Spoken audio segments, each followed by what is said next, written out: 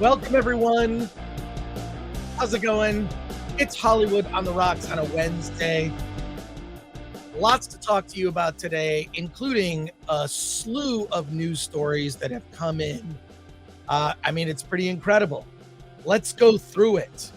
Today on the show, we're going to talk about, has Disney given up on the Marvels? We'll see. What is the state of award season? We're going to do a wrap up of AFI Fest, plus little indie film advice to help people out. What cartoons should be erased? I don't know if we're going to get to all these. This is a lot. Plus, we're talking about Old Dads. Yes, the Bill Burr comedy that is on Netflix. Also another Netflix movie called Pain Hustlers, which is out. Alan's going to talk to us about lessons in chemistry, plus your chat comments and questions. And director Frank Meyer will be here talking about Freestyle 101, his hip hop documentary. And we're going to talk about a lot of stuff. We're going to talk about your comments and questions and whatnot. I'm excited to get started. So let's go. Alan Ng is here. He's going to be here any minute. Any minute. Where's my Alan? Let's go.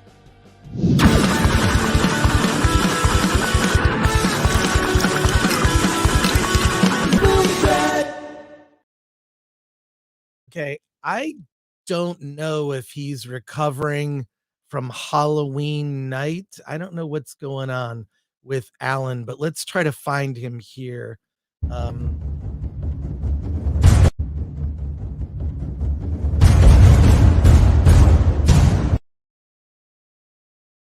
Yes, that's a happy Halloween for those paying attention or couldn't see that.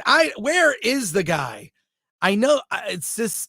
My God. What can I get for you, sir? A boob. At least one. Great choice.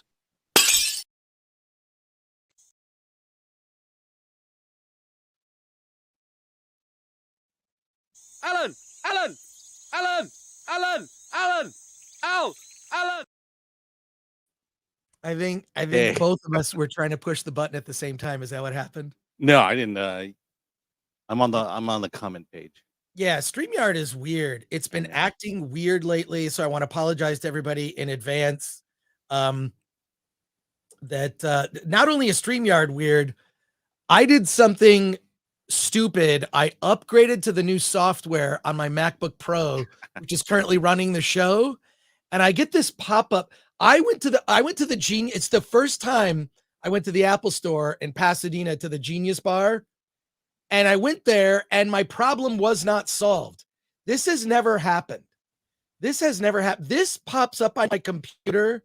This message pops up on my computer about every 10 minutes. And I have to click OK like 7 times. And I was telling Alan before the show started that like, it's like, you know, when people say Mercury's in retrograde and bad things are happening, this has been my last week. It's been nuts.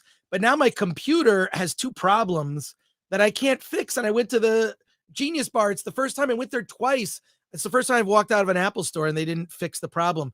I don't know. Did it work at the Genius Bar? It just doesn't work at your home, or? Oh, no. It just, this thing that you're looking at right now that I'm sharing screen pops up about every 10 minutes, 5 times in a row. I just click OK and it goes away. But this is after I upgraded to the software. So it's great. I'm having a great week, folks. I'm having Good. But it's all things that are going wrong that are beyond my control. And what can I do? We were just laughing before at what I might get mad about on the show. I know Chris will be in a great mood for today's show. What will the small thing that happened? What small thing is going to set me off? But we got so much to get through that I really want to get things started. So thank you for tuning in and watching us today. Let's see who's here. And then we're going to go through our news stories and then we're going to review some films. You added a bunch of stuff, Alan. I see. Well, I mean, we'll do some mini ones because saw a bunch of films at AFI Fest this last week. Oh, that's great. Let's discuss it. But here we go. Super chat from Friday the 27th. Apologies for missing that. Zodlander, a member for 50 Swedish krona. Hey, Chris, heard you like Euros. Okay. I'm going to try to pronounce this as best I can. It sounds like a new prescription medicine. Yuritsu Kidoji. Yurisu Kudoji, which is Legend of the Overfiend. I have it on DVD. I love the story, but it is a super weird way to tell that story. I also have a DVD of Legend of the Overfiend, and it's one of the more notable, what they would describe as tentacle prawn. It's Japanese tentacle prawn, and it is weird. I also have it, and yeah, that maybe I'll have to do that as a DVD Tuesday at some point. We're debating about whether we bring back DVD Tuesday because it'll end at the end of this year. We've got episodes scheduled through the end of the year. The issue is time. It's not a matter of willingness right. to do it. Alan, every time we talk about stuff, it's just like, yeah, I'd love to do that thing. Do you have the time, Alan? I know. It's like we're talking about this third show, and I'm like, do we have time to do a third show?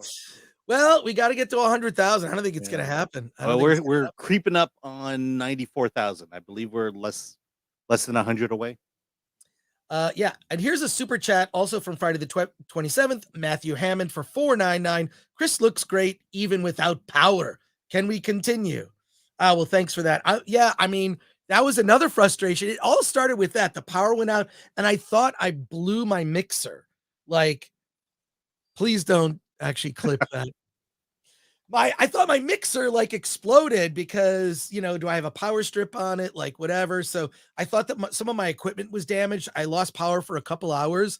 It was one of those rolling blackouts in California.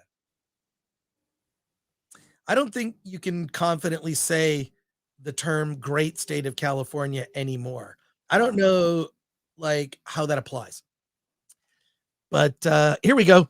I watched Five Nights at Freddy's and thought it was quite good. I actually cared about the characters and what happened to them. Makes a change, says Castigan, who's a member. Yeah, I thought it was very good. I don't know why people are either people. Same thing about Star Wars. People are into the game. They understand the nuances of the game. Right. He doesn't address those things, and when it combines characters and when it goes, in directions that it needs to go for a movie, right? People naturally get upset. So, hey, Chris and Alan, Chris Bickle here, Smashism.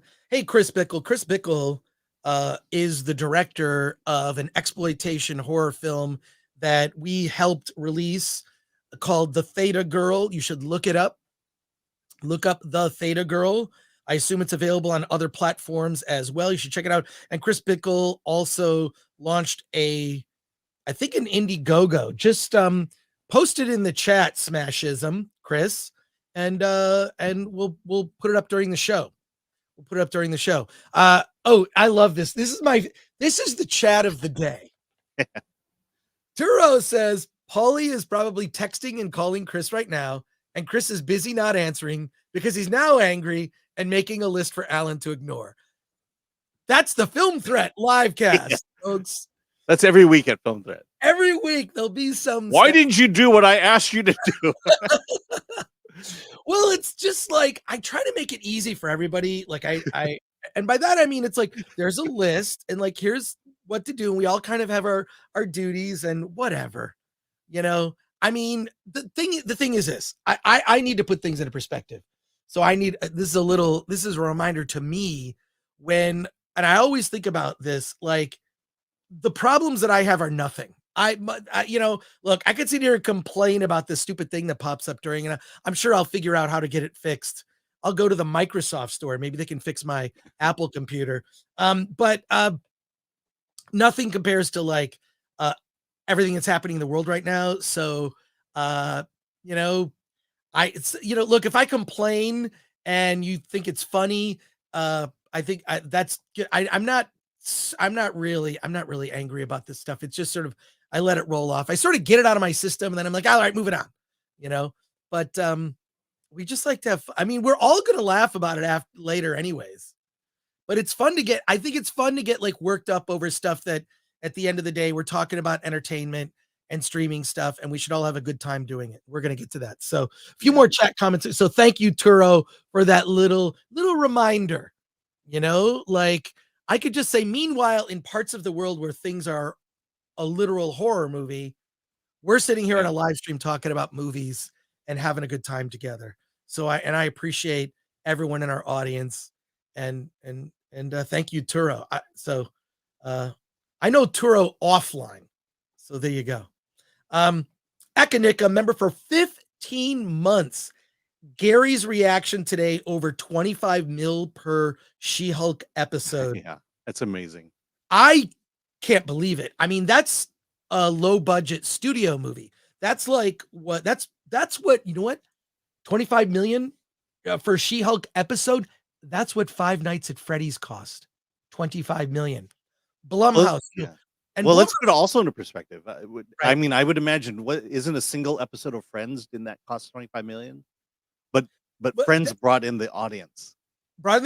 And it was all about the actors that you were paying for, the actors, and you were paying because that audience tuned in. I mean, there aren't shows with that wide or large of an audience. They knew they could afford the 25 million just for the cast, based on the revenue they're going to generate from commercials. And so you make your budget accordingly. But to say that She-Hulk is right there with an episode of Friends, I mean, that's the problem with Disney right now. They're too big to fail. Inflation. Okay, so I don't know that that's really, but 25 million is what Five Nights at Freddy cost. Mm-hmm. Made $80 million at the box office this past weekend.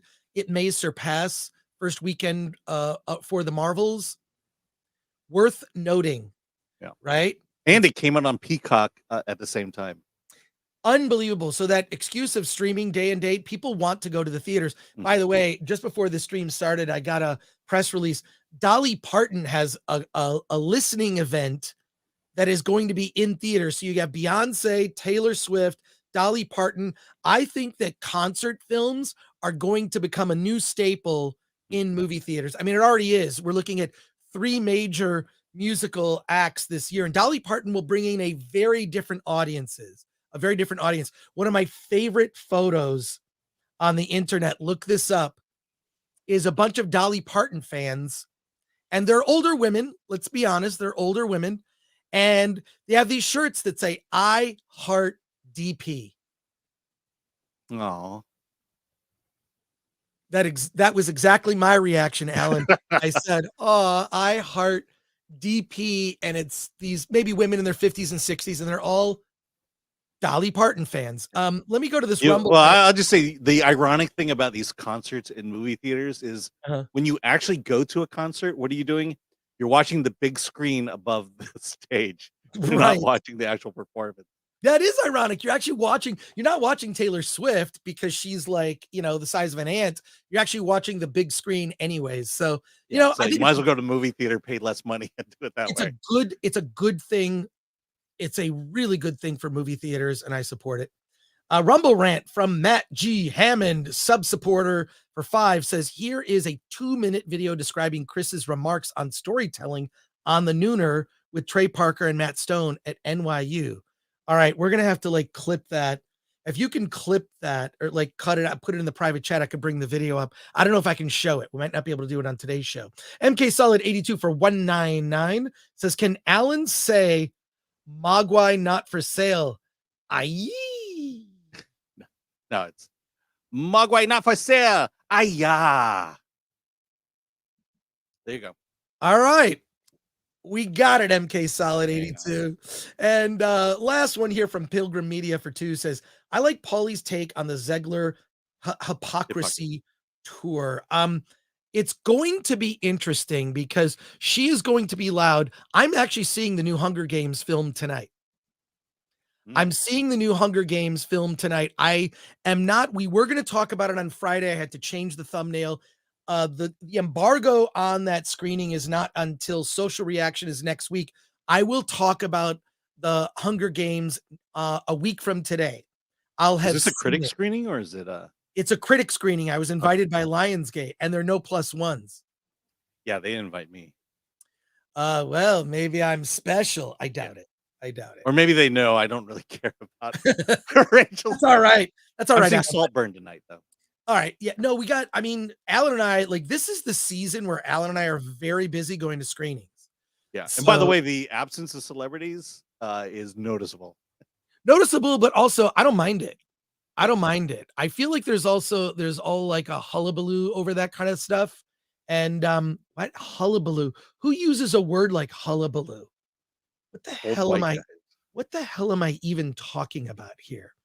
I will say I saw The Promised Land on Monday, and Mads Mikkelsen was there.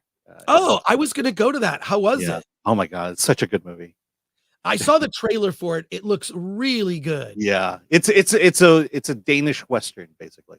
Yes, that's what it looks like. Yeah, and he's great. Apparently, he doesn't speak Danish, and so he doesn't say a whole lot in the movie. But it is a great performance, and if you like westerns, this is a Danish Western, and I enjoyed it a lot. Okay, we'll talk about it in a bit, but yeah, is this the movie? Correct me if I'm wrong. Is this the movie where Mads Mikkelsen he was at a press conference and someone talked about the lack of diversity? Yeah, that's this movie. That I believe that was at Venice or at Cannes, Wow. and that's where that came from. But yeah, this is that movie. Wow. Okay. Yeah, there were no. I mean, look, it has the potential of getting a Best Picture nomination, and that'll be it's amazing. And maybe it won't. All right. I'm looking for please, okay. I'm looking for the thing in the banners, and I found it. Here we go. Film Threat at Grand Rapids Comic-Con. I will be there this weekend. So look for me. Actually, Friday's show I'm going to be doing from Grand Rapids, Michigan. So this weekend I'll be at Grand Rapids Comic-Con, November 3rd through the 5th. It's at the Davos place. Go to grcomiccon.com. I'm doing 3 panels, and I'll also be at a booth.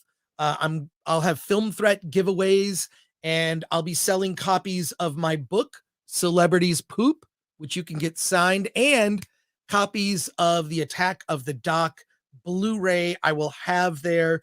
So look for me at Grand Rapids Comic-Con. My understanding is they're also doing some parties in the evening.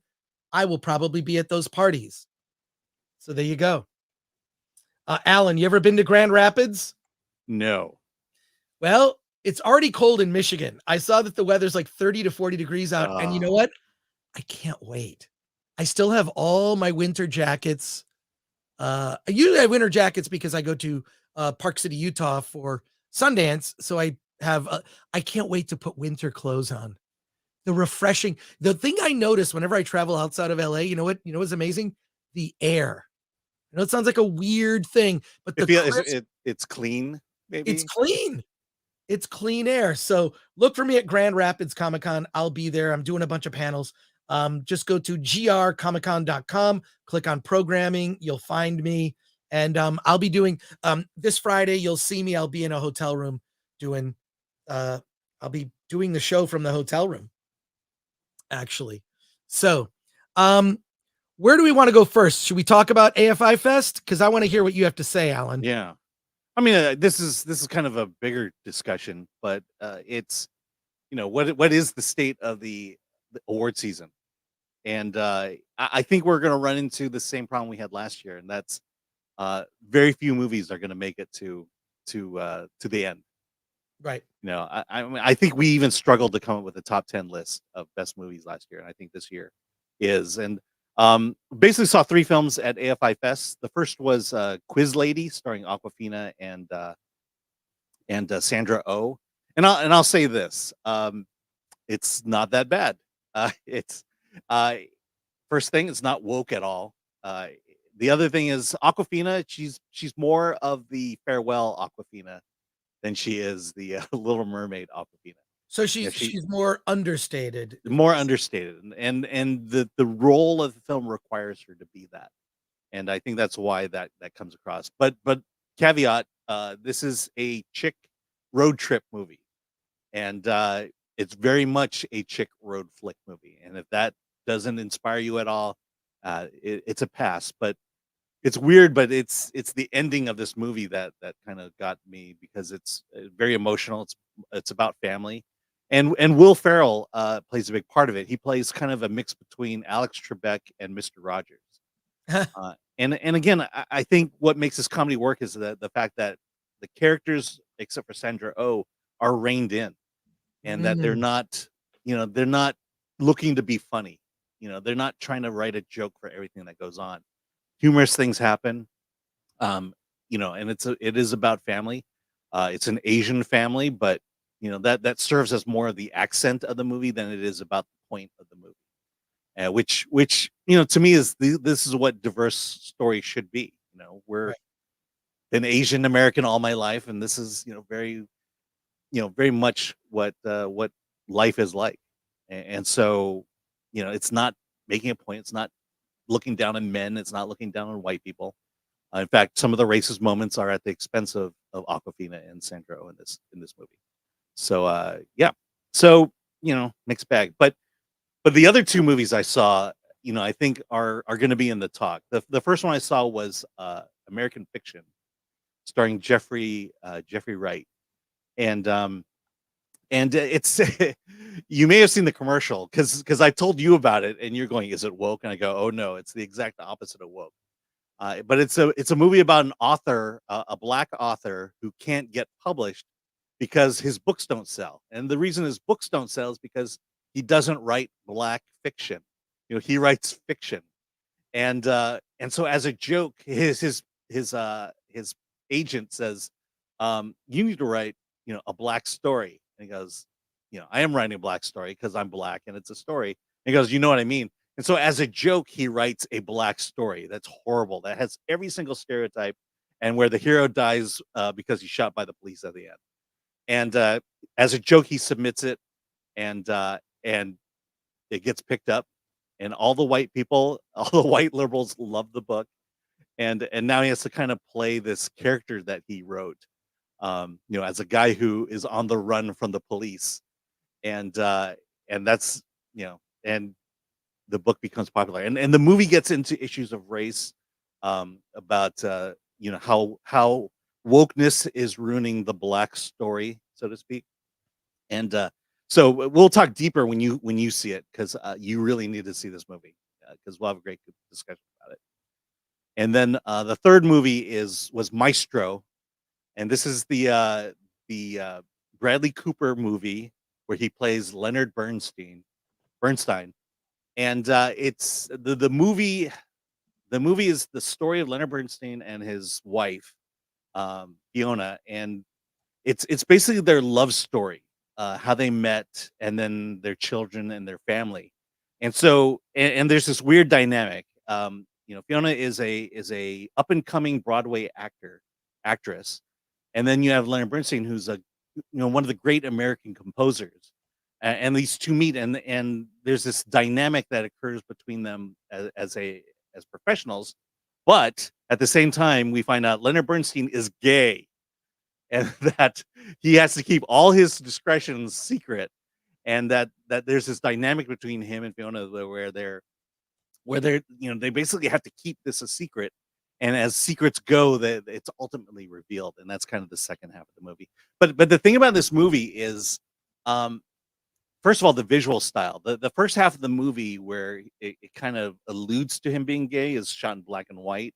It's told in kind of a, I wouldn't say cinema verite, but it's I would liken it to a heavily dramatic Help, or Hard Day's Night. And then the second half is shot in color, in kind of the 60s mode, and on top of it all, the soundtrack is Leonard Bernstein, and it's these grand sweeping soundtracks to very little things that happen to his life.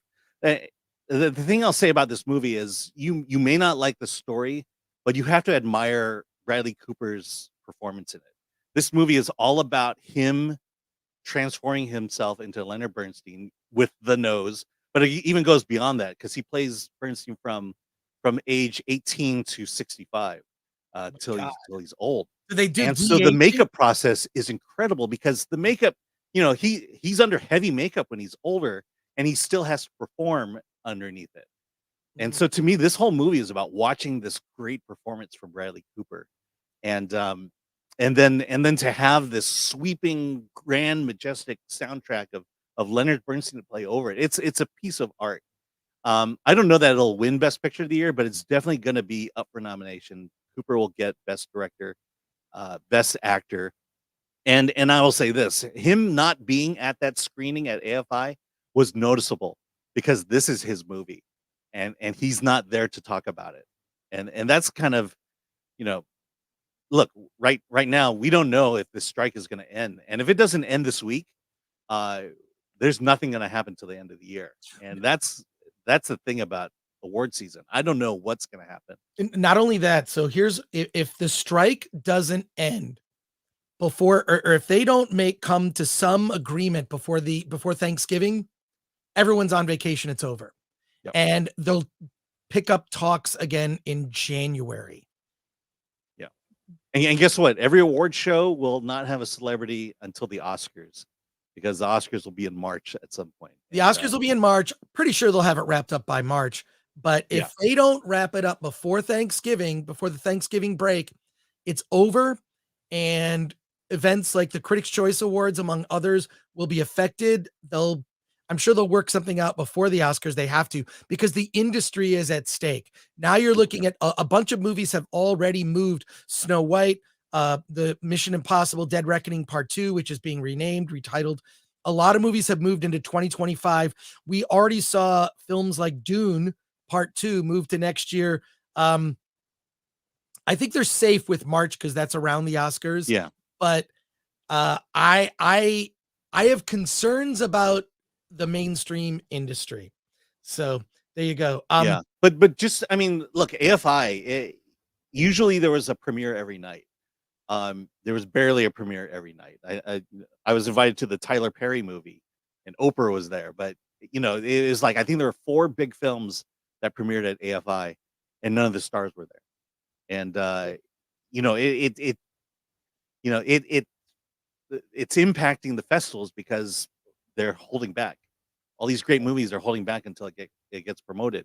Right. And so, AFI was fun, but the choices of movies were kind of a slog to get through. Right. All right. Let's pivot for a second real quick on this. This is the promotion for the Dolly Parton event. And look, I don't care, like, whatever. But I think it's interesting that cinemas, they are scrambling because there is a drought.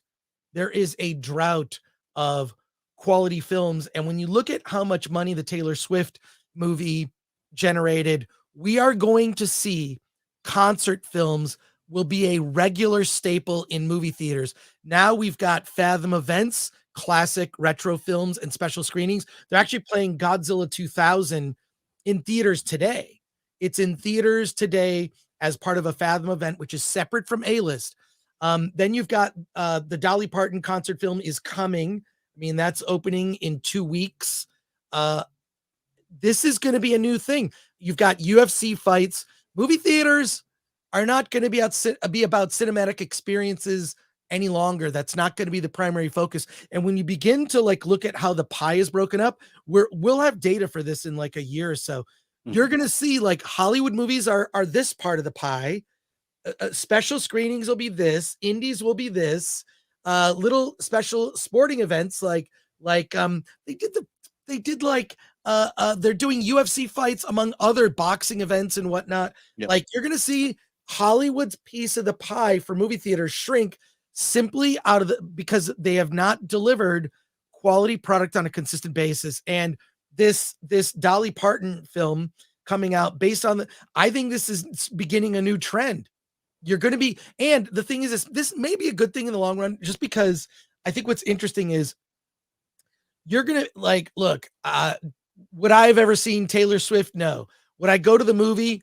I still won't go to the movie, but I'm saying if it's a concert ticket that's really pricey, well, you can just go to the movies and see it for $20-$30, right? I think that's kind of, and what I do like is that the policy at movie theaters are there was something that AMC put out about Taylor Swift, and they were the film, and they said, you're welcome to get excited. You're welcome to, they made it basically what they were saying is, hey, audiences, you need to be tolerant of people getting super excited like they are at a concert. And that was the gist of this statement that they made, saying this isn't a movie. You're kind of at like a fake concert. So a lot of people are going to act like they're at a concert. And I actually don't have a problem with that. If you know going in, like if you know that you're going to go see Rocky Horror Picture Show, it's going to get a little rowdy. And so I think this is a good trend. This is a good trend. So there you go. All right. Something that was just brought up. We're going to pivot to that. Man, this show I know is going to be all over the place, but we like to. By the way, Terrifier 2 is being re-released. The award this nominated film, Terrifier 2, is being re-released. That's right. We haven't talked about Award This. By the way, tickets are on sale for Award This. And I have something, you know what, actually dropped on the Film Threat YouTube channel. We can show it. It's my channel. I'm not going to get struck. I'm not going to get struck for this. Folks, this is highlights from last year's show. Damn it. There's a commercial. Did I monetize this? Oh my God. First of all, I'm sorry for doing this. Let's watch this. It's short, and we're going to watch it real quickly. And here we go. Where is that? Where is there a thing about Award This? No, because it wasn't on the list. It's at the top. So there you go. And you can actually join us at Award This on Sunday, December 10th. It's 8 p.m. at the Frida Cinema in Santa Ana, California. Use the discount code FilmThreat20 to save 20% off tickets. Go to awardthis.com to get tickets. I know what's going in the gift bag. We just got Full Moon Entertainment as a sponsor. Oh, and which would you prefer? Action figures, like Puppet Master action figures, or DVDs from Full Moon Entertainment? We have all these sponsors. We've got a vodka sponsor. The gift bag is going to be amazing. Chef's kiss. All right, let's take a look at this. This is, let me share screen here. This is a highlight reel from last year's show where Alan got super drunk at this. It may have been, all right, let's just take a look at this real quick. It's the highlights from Award This 2022 to give you a taste of what you're in store for. While Hollywood continues to churn out sequels and franchise factory films, exciting and original indie movies of all kinds are being released, and we're here to celebrate them. It's time to award this. And this award goes to... Why did we steal these? I made this movie for film geeks, the film nerds, the film lovers, the film enthusiasts. Making independent film for me is like a culmination of just a family and a love effort. Seriously? You can do it. There's no need to duck. I only look like Alec Baldwin. Vindication! What the is this? God. How many $100,000 movies were built on the backs of Chase Sapphire and Capital One Platinum cards that will never be paid off? Never give up the dream! Independent filmmaking sucks ass in every conceivable way. Was it for money? Oh, you're not getting any more money. This is as good as it gets. This is actually cool as shit because people like Film Threat care about the things that we care about. And just like in storytelling, it's only worthwhile if there's something at stake. And you put a lot at stake. And you made something pretty damn close to beautiful. The chance to look at your true peers and nod at them. This is the reward. It's a honor. Was it real good? If ever the world needed it, we need the power of story now to touch hearts and change minds. So go out there, keep making your tales. And this is to all the dreamers. I love what you guys are doing, and I think independent film is the most important thing to us as artists and to our spirit. Here's to independent film. Thank you. Thanks everybody. Thank you. L'chaim. Guys, we did it! Thanks for loving the movie. This is awesome.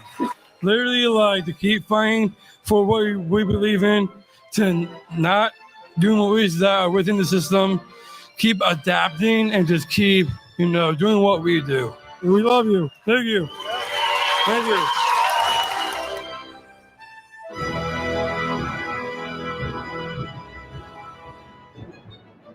What do you think, Alan? Has Dante seen this? I don't know. It just came out this morning. Oh, okay.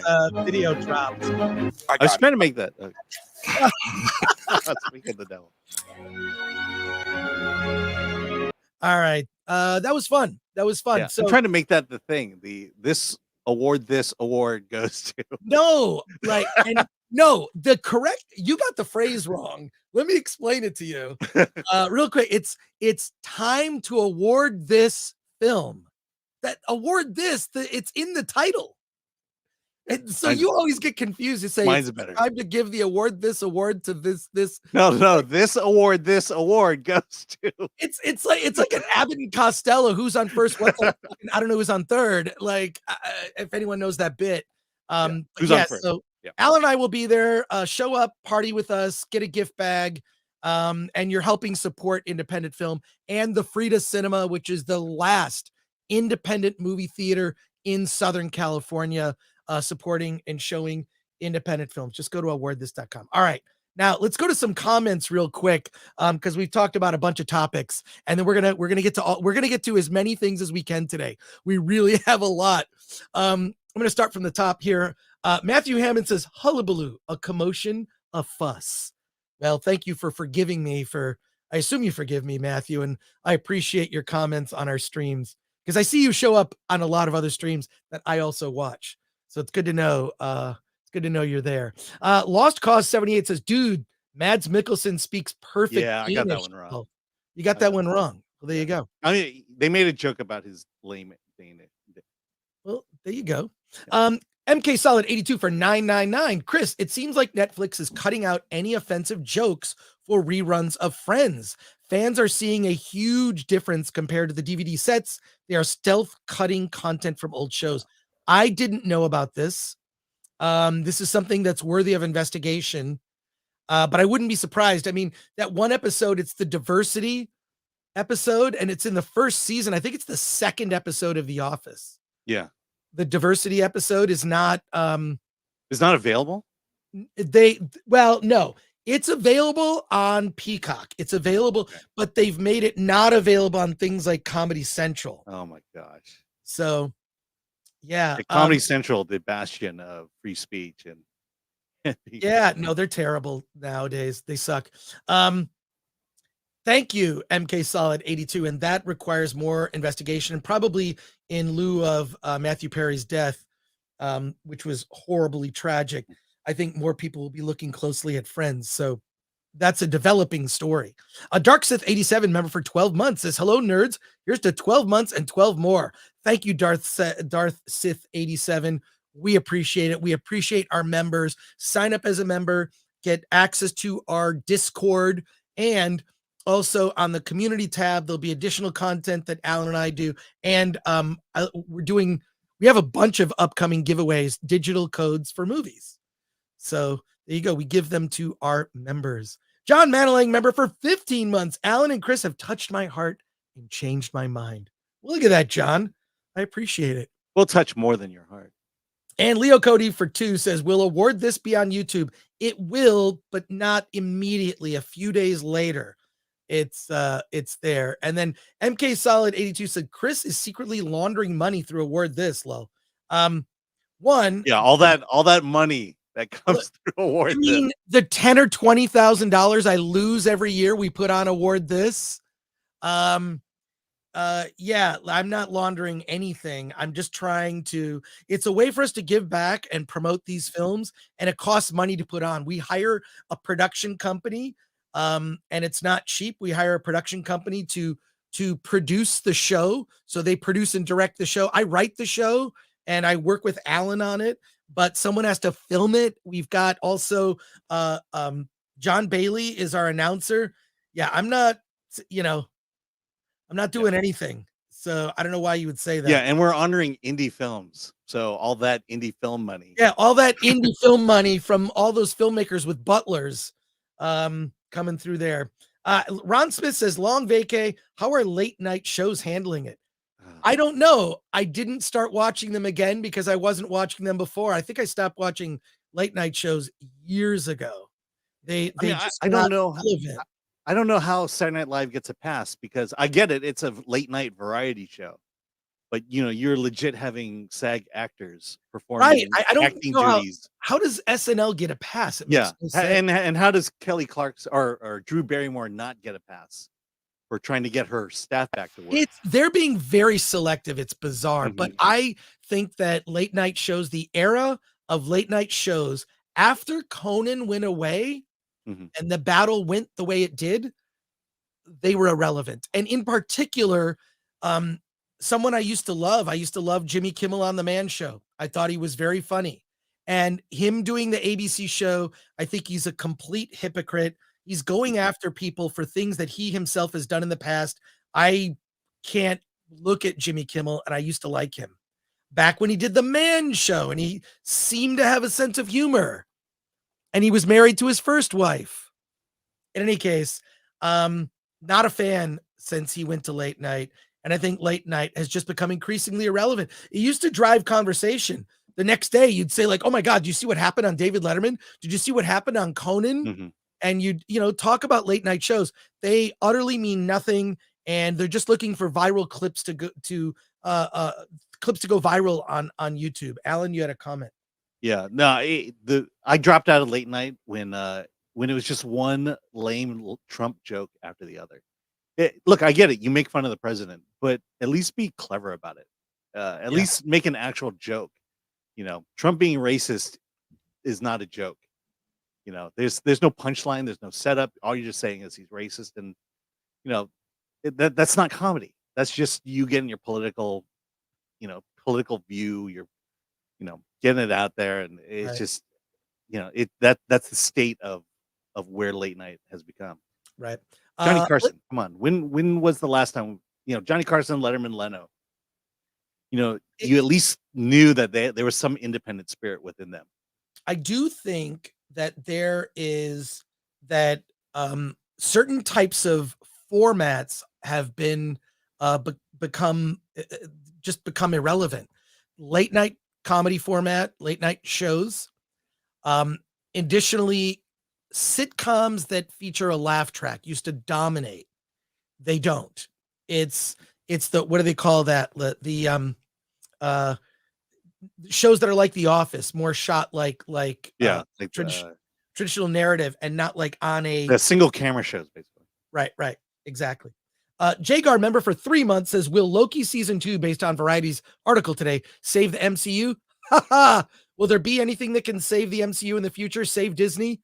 We're going to talk about it. We have a few more topics to get through. I feel like we could do like a 3-4 hour show today based on the number of things. I kind of went overboard on this stuff. I'm going to dial it back. I promise. Like it's better to have more stuff on the list than less. Correct. We'll go through it quick. Just a few more. Turo, Chris, you need to advertise your award show so much more if Hollywood award shows aren't going on. Show Hollywood what true heart is when it comes to filmmaking. Well, I mean, look, it's a small audience. We have a small number of seats. I think we have like 2 screening rooms that are like 200 seats. Turo, if you can make it, please. I'd love to meet you face to face. We've talked offline. But yeah, no. And guess what? Actors can actually show up to our award ceremony. Oh, we're gonna have some comedians and actors there. You'll see.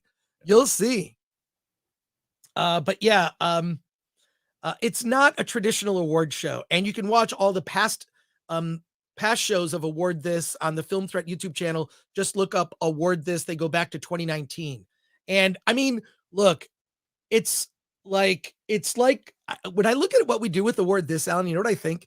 It's like, did you ever see those old like shorts of the Little Rascals, and they're like, we're gonna put on a show? That's like us. Like Alan and I, we're gonna put on an award show, and it's gonna be like serious. Yeah, watch the first one when it was on a couch. Right. Patrick Lemire says all the below the line people are getting effed. Says, yeah, no, they are. It's very sad. The sound of one man laughing. I love me those Alan reviews. My news work password is Alan was right 3 hashtag. There you go. Bradley Cooper was amazing, says Ron Smith. Can be amazing. Can be amazing. And then Patrick Lemire, the Oscars were big because it was just a big ball, dress up party. It was the Super Bowl for women. Yeah. And gays. Let's be honest. Like it was the gay Super Bowl is what the Oscars are. And the reason is that pre-show, like who are you wearing? And all the like critique of like what this person is wearing or that person is wearing or what the purple ribbon means or whatever. Like all that is the Oscars are I've always heard it referred to as the gay Super Bowl. Alan, your thoughts? I don't know that I would call it the gay Super Bowl, but it was definitely the spectacle that it was every year. I mean, we tuned in. It was an event that everyone, you had to watch it. You talked about it the next day, the monologue, moments, things that went wrong and how funny it was. And now it's just a big lecture. I think that may change. Award this isn't like that at all. I mean, we make fun of ourselves, we make fun of the show, we make fun of like Hollywood, and we have fun doing it. And then there's bits. Sometimes they're funny, sometimes they're not. This year we've got a couple bits planned. We'll see how it goes. I mean, it's like you're seeing you get to be there for the train wreck and have fun, and we get to drink and hang out. So there you go. Project Redfoot, can we just all take a moment to acknowledge the land that the servers are built upon for us to be having this live stream? Thank you. Alan, your thoughts? Yeah, the comments on that video was great. The comments were great. I'm pretty sure Alan and I are canceled in Canada. It's right. I mean, we're canceled in Canada. Oh Look my at god! the comments. But the thing is, they never bothered to watch the whole thing. They just assumed because we were annoyed by it that we have certain feelings about it. That I was trying to explain that it was ridiculous to do a land acknowledgement on a show that's done over Zoom. I don't think it makes a lot of sense. So I was saying, like, look, they do land acknowledgements at live events, whatever. I think it's hypocritical. I think you could end all of this land acknowledgement thing. You want to hear how you end it? I'll tell you how you end it. Someone in the audience, every time a land acknowledgement is done, some brave soul has to yell, "Give the land back, you hypocrites." If the people at these events that feel the need to do land acknowledgements are so dedicated to making them feel better and purge themselves of whatever their guilt is, give the land back, you hypocrites. If people started yelling that, I'll bet you'd see them dial back on it. Or the Egyptian Theater at Sundance, give the land back, you hypocrites. If people started yelling during those things, I think you'd see them dial back or maybe change their tune. I don't know. Just a thought. But I was just saying how ridiculous it was for a live stream show to do that. It didn't make sense. I roll my eyes whenever I see it happen in person because I just think the people saying this, it's an easy thing to do to make yourself feel better. It's not about serving or honoring those tribes at all. It's about people trying to absolve themselves of some sense of guilt. So I'm just annoyed that I'm being dragged into white people problems. You're white adjacent, Alan. Still not white. We never took over or colonized a damn thing in America. In Asia, yeah. We're not talking about Asia. Yeah. We're talking about the United States. Ask the Koreans about the Japanese. Look, we got kicked out of the original Chinatown that now stands Union Station. I got over it. Yeah, well, ask the Koreans about how they feel about Japanese. Apple did a whole show. Well, China wasn't exactly happy with the Japanese either. Well, there you go. The one thing is all Asians seem to hate the Japanese. They're the well, I think everyone's uniting about hating the Chinese right now. Well, let's keep talking about Yeah, it. This is there a we go. pleasant topic. All right. Hey, Mexican Iron Man is here, member for 14 months. I would like to thank the white people for taking my native lands, and in return, I am enjoying my pavement, my working AC. Team no TP. Hey, thanks, Mexican Iron Man. Mike, hope to hang out with you next time you're in LA. I seem to keep missing you, but I know. Weren't you appreciate it. down here a while ago? He was down here and I missed him. Mike, you got my number, man. Hit me up. He's at one of those Latino slant parties that I don't get invited Yeah, that I don't get invited to. So let's see. Castigan, who's a member for £4.99, says, please have some money towards your expensive award show. Film Threat is awesome and never fails to entertain. Alan. Well, thank you for that. Look, it's not an expensive award show, but it costs about $30,000 to put it on, right? So we've got like the event itself, it's about 30, maybe a little bit less. We haven't gotten any real paid sponsors yet. We have barter with our sponsors, but this year we're actually giving prize packages to filmmakers that are worth 10 grand. So there you go. But, we got to pay for it. And, it is what it is. I think it's worth it to lose some money on it. And it's fine, like yeah, but, it doesn't. but think about it. If we had not done award this for 3 years, you could have bought a Tesla. Now that I think about it, yes, it's worth it basically to promote these indie movies that are worth it. So thank you, Cast, again. Appreciate that. And a member for 3 months from Flav. Hey guys, appreciate your streams. Thank you, Flav, and thank you for being a member. Mike MC Wong, who's also a member, says you guys are always welcome to my parties. I went hard on Saturday night. I went hard. I was thinking about it. If I could have convinced my kid to go. You should have gone. You should have gone. It would have been fun.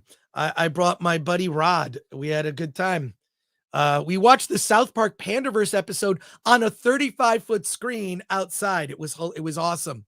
So let's see. You guys are always welcome at my parties. Hey, Lost Cause 78 says Alan is funnier today.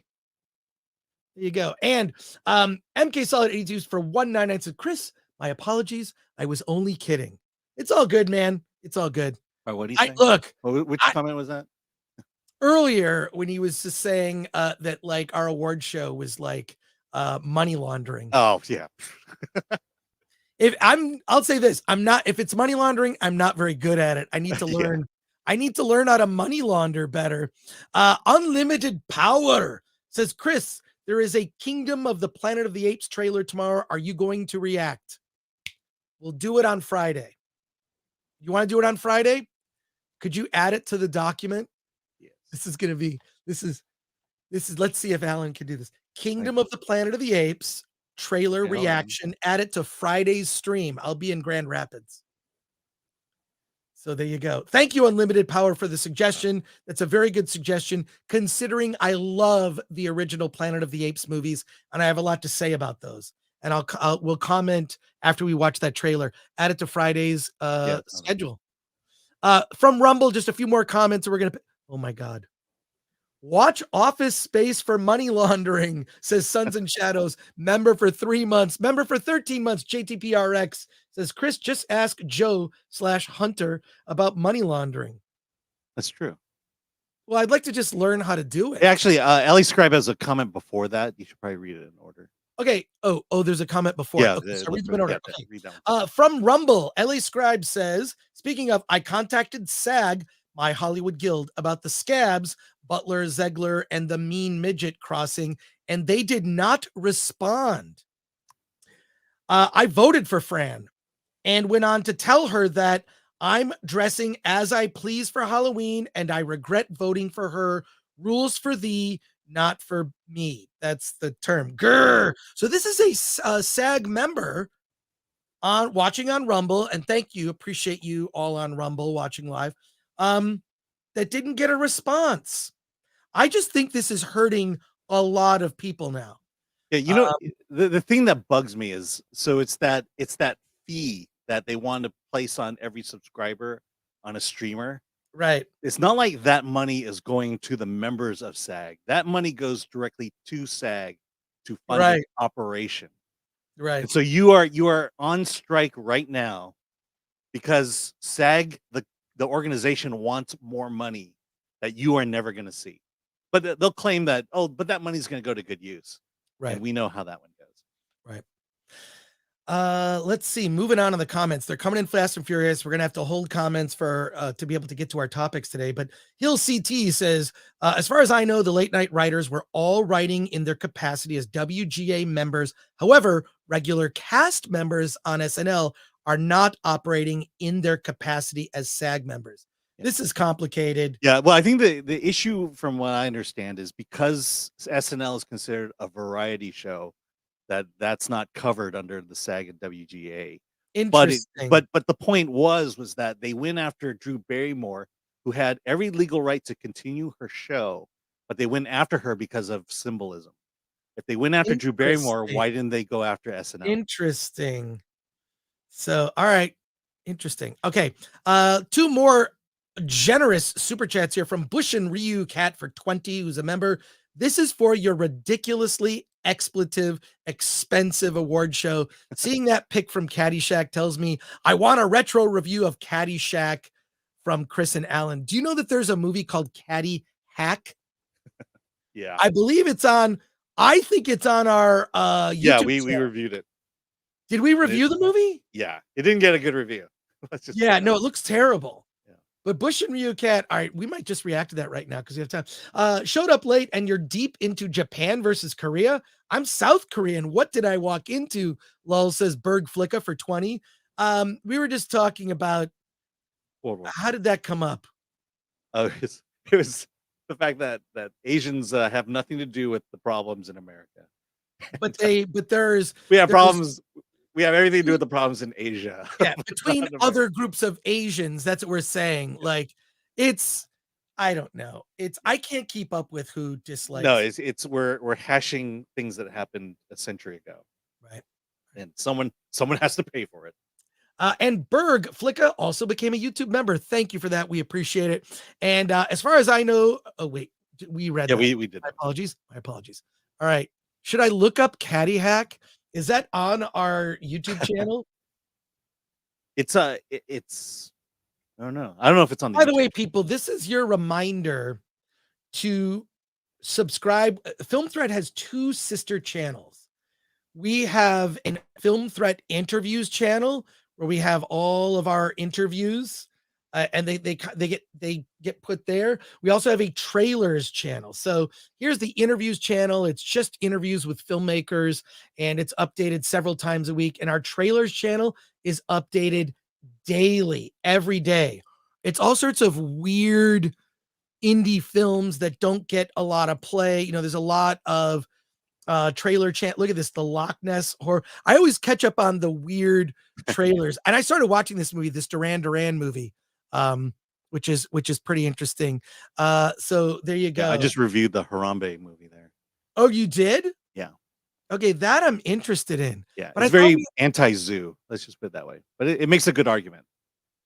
So is it a documentary? It's a documentary. It's about that gorilla that where a kid fell into its enclosure. Oh, that's and the gorilla was dragging the kid around, and they were unclear as to whether the gorilla Harambe was protecting the kid or meaning to do harm. But they wound up killing the gorilla. I remember that. Yeah. But before we get to that, the interviews channel, we have some really good interviews that have gone up. Jeremy Piven, we talked to him last week. We go pretty deep into the state of Hollywood today. And then just released today is my interview with Eugenio Derbez, who stars in Radical. We have a great conversation about why Mexican education is better than California education. I'm not surprised. And then we also have a discussion about comedy. All right. Please go. Subscribe, like.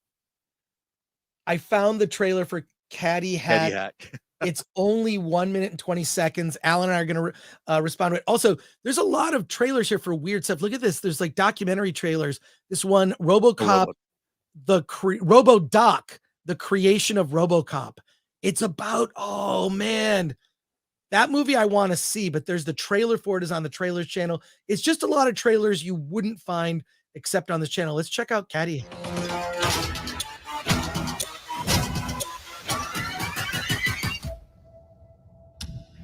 my father handed this golf club down to me, it's been the biggest golf tournament this club has ever seen. No, of course Now I not. have to deal with dead caddies on my green. Guys, We have a major crisis on our hands. like how? It's the Gophers, These things have mutated. and they're out there killing everyone. If there's mutated Gophers out there, I got something they can eat right here. Fools want to go to war?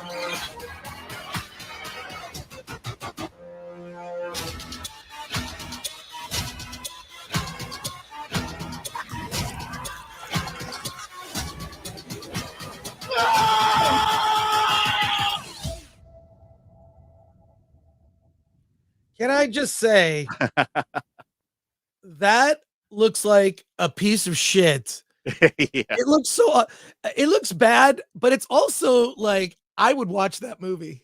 Yeah. Okay, I like trauma movies. I like bad movies, very amateurish but fun. Says Jeremy M, who's a member. Yeah, I don't know. I like bad movies. What can I say? That looks terrible. But these are the quality trailers that you can see on the Film Threat trailer channel. So please subscribe. We're trying to get the channel monetized. So there you go. All right, we've got so many other topics. I don't know. We're gonna have to get into it here. And then we have a special guest coming on in about 30 minutes here. So we don't have a lot of time, Alan. We're gonna have to get right to it. Yeah. Next topic here. Is this something that, oh God, we're not gonna get to that. I really wanted to talk about that. We're gonna, you know what? I'm just. Should we at least address the thumbnail of this episode? Yes. Let's talk about Loki and the Multiverse of Mediocrity. If any of you are still watching Loki, and let me know in the chat if you're still watching Loki. Most people have lost interest. I don't see a lot of people doing videos about it. I don't see a lot of chatter online. Alan and I have seen, both Alan and I are caught up. So we have seen the first 4 episodes of Loki. Okay. And last week they did this whole thing where they found Mr. Timely, one of the Kang variants, apparently played by Jonathan Majors, in what I would describe as an insufferable performance. And here comes the spoiler. If you care, please leave. No one, we gained people. Okay. More people have joined to talk about this. I think that Marvel has painted themselves in a corner. They have to play out the storyline. This is supposed to all lead to a 2-part Avengers movie that plays out through 2025 and 2026. I don't believe that Kang is going to be played by Jonathan Majors. I just don't think it's going to happen. I think where there's smoke, there's fire. More charges have come out. There was an article in Deadline catching up on the case. I'm going to find that article to go also through. they pulled his movie.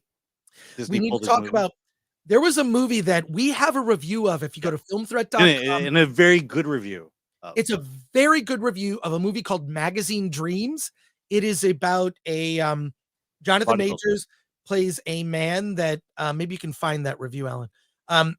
Jonathan Majors plays a man that is obsessed with being on the covers of fitness magazines. He transforms his body to be able to for this role. It played at the Sundance Film Festival in January of this year. We do have a review on the Film Threat website. I haven't seen it. It was slated to be released about now for award season. Yeah, right around now, November. It was sort of on the calendar for November, December.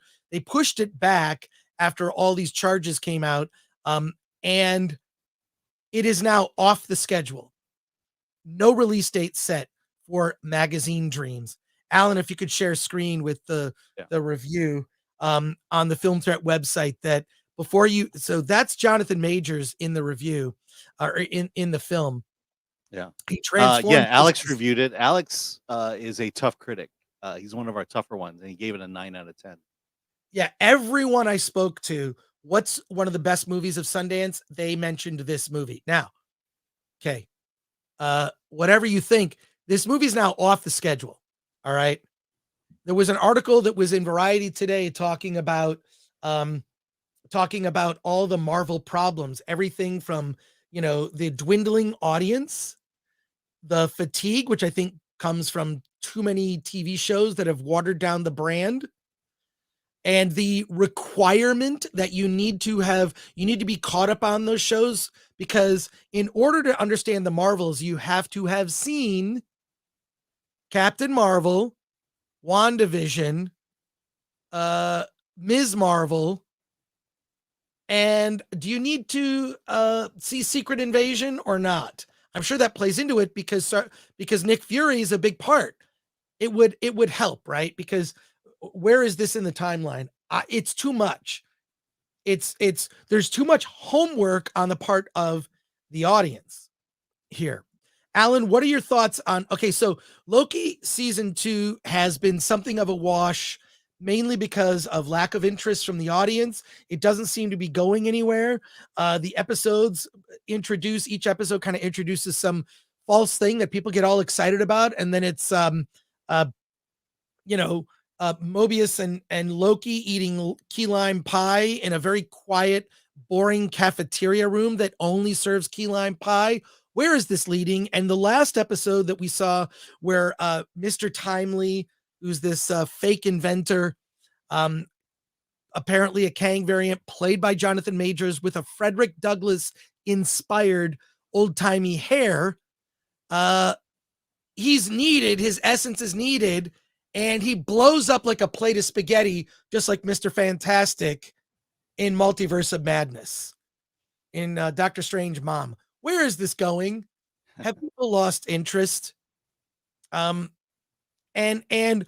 how does Marvel get itself out of this? Do they just come up with one movie that basically concludes these phases? We're already well into phase 5. Alan, I want to get your impressions of what you think of. We can talk about, and we're talking spoilers. Okay. Yeah, I mean, all this trouble to find Mr. Timely, and then he dies. Okay. Makes no sense. Okay, so again, I had the luxury of being able to see all 4 episodes at one time. So essentially I binged it. Right. And the movie, the show works better if you binge it, because watching it week to week, it's like, what's coming and they're just not building up to it. And the other thing is, this movie, if you strip everything Marvel about it, it's a better movie. It's a better show than you would normally see, because that's not Loki. That's a nice guy who called Loki with some of his powers. You probably be willing to forgive a lot of the things if it weren't associated with Marvel, because and again, because it runs 4 episodes, it should have been cut down to movie size, because I think it was leading to things. And then lastly, it hits on this idea of, the question of, if you went back in time and you could kill Hitler as a baby, would you do it?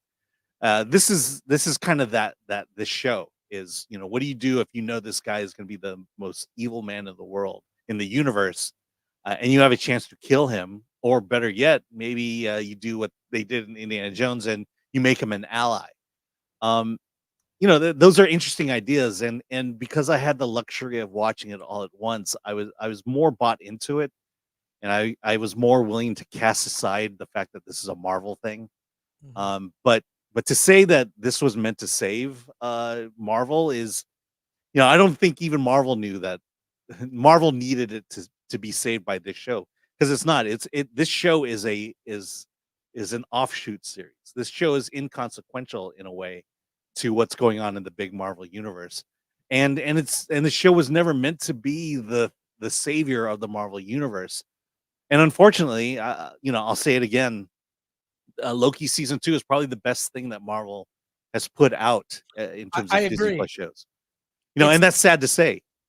Andor is probably the best thing that Disney Star Wars has put out. But these 2 shows were not meant to be the best things. everything else leading up to it was meant to be the best, and this was meant to be just kind of a side story that you kind of are interested in. And this all just goes to show that Disney has no idea what to do with Star Wars, has no idea what to do with Marvel. And you know, we're hearing stories of, you know, what's happening with Daredevil, what's happening with potentially the new movies, but there's just no faith in this company at all, because if they make changes, who's to say they're just not going to make the same mistakes with these new changes? And by the way, these shows are costly. It was Yeah. recently reported, and we talked about earlier, 25 million per episode of She-Hulk. That's what Five Nights at Freddy's cost for the whole movie that was #1 at the box office last week. And I think would probably going to be #1 again this weekend. A movie that you can get on Peacock, which is like $4.99 a month or whatever. Let's talk about this. First of all, Jonathan Majors, by the way, we sort of have reached a point now where when charges come up against people, we're very skeptical because we've seen it flip before. So he also needs to have his day in court, but this is getting concerning because there are more things are coming out from people and his behavior. I think he was just like not very good in that episode. And I would blame the director more than anything. I would blame the director of that episode for not telling Jonathan Majors, maybe dial it back on the whimsy because it's not working, or a different take. Yeah. You know, I mean, look, Jonathan Majors is a legit actor. He went to Yale for acting. He's in that school of, hey, let's do something interesting with characters. And maybe, someone needed to say, hey, dial this one back a bit. But we get what you're trying to do. Let's dial it back. Okay, now and I'll put the link in the description of this episode for this article on Deadline. You can just go to deadline.com. This is updated as of 9:10 a.m., less than 24 hours after a New York judge rejected Jonathan Majors' request to have domestic violence case against him tossed out. The Manhattan District Attorney's Office has officially said they will not be prosecuting the Loki actor's accuser. If you remember, the accuser was also arrested. And many of the details, I could read through this, but basically the details are sealed regarding this case. I'm going to guess that Disney, someone had something to do with someone outside of the court had something to do with sealing this. What I do want to bring up, this is new information, is UK police are now part of this prosecution. Details of the London Metropolitan Police report from over a year ago are unknown. However, medical records from the United Kingdom, photographs taken by medical providers, and correspondence with a medical provider related to a September 2022 incident are among the new evidence prosecutors acquired, according to a recent filing in the New York criminal case. So what's happening is this case is broadening. It's not just about the events in New York.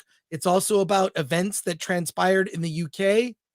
And all I'll say is this: where there's smoke, there's fire. So we're talking about multiple incidents, not just the one incident. Okay, you could brush it off as one incident. He said, she said. Now we're looking at multiple incidents, one that happened in the UK, and it's not getting better. Additionally, I read through this article, so but I'll leave it for you to read. He faces a year in prison for this. I'm going to go out on a limb and just say that he is, after this season of Loki, will be the last time that he portrays that character. And this is my understanding. There is an event that happens in the last 2 episodes, which the timing could not be worse because I canceled my Disney Plus subscription. I just don't watch it. And everything I want to watch that's Disney, I own it. I have Blu-rays. I have Snow White on a special edition Blu-ray with documentaries and behind the scenes. So I have all the classic Disney films, animated movies. I've got them all on Blu-ray. I'm good. Weird. So I've got them all. And so when I look at Disney Plus, the only thing that could get me to want to subscribe would be new stuff. Well, I don't really care that much about it. So the last 2 episodes of Loki season 2, episode 5 and 6, relate to a cataclysmic event that will affect the entire Marvel universe. Additionally, it has been reported. So episode 5 is tomorrow night, Thursday night. Episode 6 is going to be the following Thursday, which is November 9th, the day that the Marvels opens. It has been reported that the post-credit scene for the Marvels involves one of the characters. No one, if I say spoiler, nobody leaves, do they? Nobody cares. No. We've had conversations before where we talk about movies and we bring up spoilers, and then you actually do see a drop off, like people drop off, and I totally respect that. Whatever you want to do. And we do give spoiler warnings, but I'll say this. It's unusual. It's unusual. I find the timing is unusual that November 9th, final episode of Loki season 2, November 9th, also the debut of the Marvels, and they didn't delay the Marvels. They could have delayed the Marvels again. They could have pushed it to next year because actors are not participating in promoting this film. Yeah. Well, what's exciting about that is the audience that's not seeing Loki season 2 can now go to the theaters and not see the Marvels and find out what happened. Right, exactly. So, but what I'm saying is there's apparently a cataclysmic event. My guess is that the universe becomes fractured. And I believe that this is going to, you're going to see because what's supposed to happen at the end of the Marvels in a post-credit scene is one of the characters of the Marvels, I believe her name is Photon, ends up in a universe with the X-Men. And Kelsey Grammer reprises his role as Beast. If you haven't heard that, it's been reported, and that would make sense. So I think whatever's going to happen is the universe will be fractured, and you're going to see characters going to other parts of the Marvel universe, interacting with characters that they may not have interacted with previously. So but no one will see it. No one will see it. That's my theory. Alan and I will watch episodes 5 and 6. We'll let you know, but it's supposed to affect the next several years of Marvel movies going forward. I think this may be a bridge too far for normies, is I think where we're at. This is a bridge too far for normies in terms of just, being able to keep up with everything. Yeah. Alan, final thoughts, and we're going to go to your comments. Yeah. I mean, look, I was reading Marvel comics up until a couple of years ago when they did the Secret Wars event, which basically chronicles everything that's happening here, if what you're saying is true, of the collapse of the multiverse, the fracturing of the multiverse. And once I got about halfway into the Secret Wars and realized that was what was happening, I was done. I was done with Marvel. I haven't bought a Marvel comic since then. And to see them replicate it here just says a whole lot about how much I feel about how great this will be. Because I think the best thing that Marvel can do is just stop it, stop everything, start again, and pretend nothing happened. Pretend like we're just telling new stories now, and I think that's the best thing it can do. Well, I think they need a wrap up, right? They need to wrap it up. You say that, but again, no one's watching Loki season 2. No one's gonna watch the Marvels. So why do you need a wrap up? I just think you do. You know what? Maybe no one saw Secret Invasion. No one's gonna see Armor Wars. Yeah, I know Armor War. What is going? I look at like the stuff they have coming up, and I just question. Let's go to your comments and questions here in the chat, and then we have a special guest coming on in about 15 minutes. We have other movies to review. If you're up for it, we'll do a longer show today. I don't remember DC ever wrapping things up before changing. Yeah, they just stopped. They just stopped because it wasn't making money. Super chat here from Doc Savage. Always good to see you. in the chat. Hey, Alan. Hey, Chris. I can never thank you enough for the relentlessness with RRR. So the best I can do is keep on you about Farscape. Stay savage. Farscape, gonna add it to my list. I would love to if I had time. Here's over the holidays, I'll actually be able to catch up. And by the way, we're not taking a break over the holidays.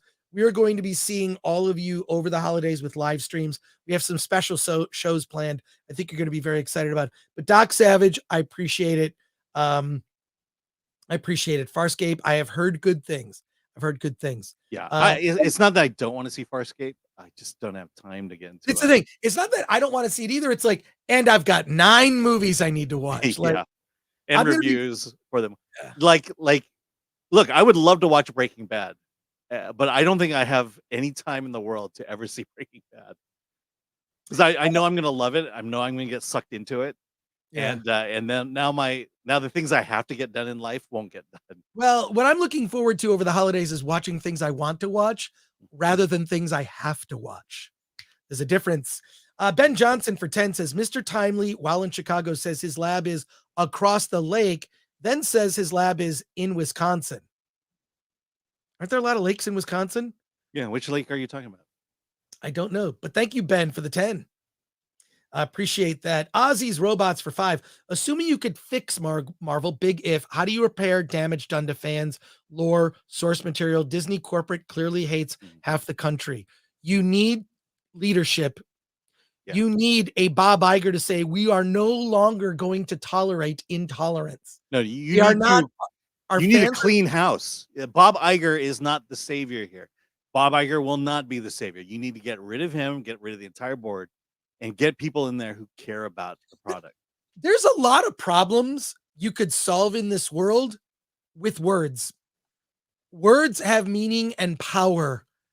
And what they call the bully pulpit, I'm sure many of you are familiar with that term, is something that presidents have used to just influence behavior in this country. And if, say, some governor of some state said, if you are caught mass looting or stealing things from retail establishments in the state of California, you will be prosecuted to the full extent of the law. We are fully behind our police departments and local municipalities. And if you run into a Nordstrom, break glass and steal jewelry and expensive items and make customers feel unsafe to shop in person, don't come to the state of California. You're going to jail. If, say, some leader, say some governor who's currently vacationing in China were to just say words to that effect as a warning to the criminal elements coming that are not only in the state of California, but coming from outside of the state of California to take advantage of these terrible laws that have been put into place, those words would matter, because then you would see people be made example of and crime would go down. But literally, so many problems could be solved by just saying, you know what? We have not done a best service to our fans. We have called them names and we regret it.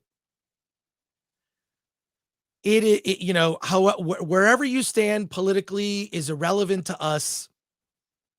You're a fan of, we're all united by the things we love. We love Marvel comics and Marvel characters, and it's a big tent, and you are welcome. And that goes for everyone, except it doesn't. Because certain types of people are vilified based on their opinions. I think it's terrible leadership. It's gutless, and they're gutless and cowardly. And look, I don't want to go into anything specific, but Alan and I have had some issues.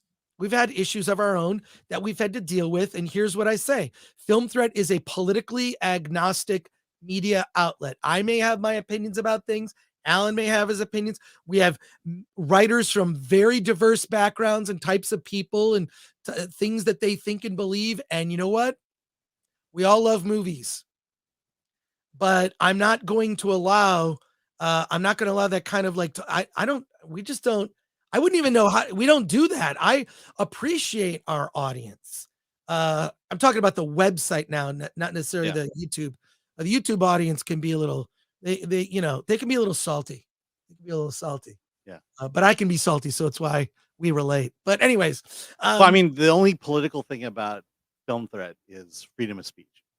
yeah, that is 100%. So I think that you just need leaders to speak plainly about this. There was a politician in Canada. Have you seen this video of this politician? He's running for the People's Party, whatever. I didn't really get, but he's eating an apple and talking to a Oh, I journalist. saw that one. That was a good one. Okay, just look it up. We're not going to watch it on the stream. We don't have a lot of time today.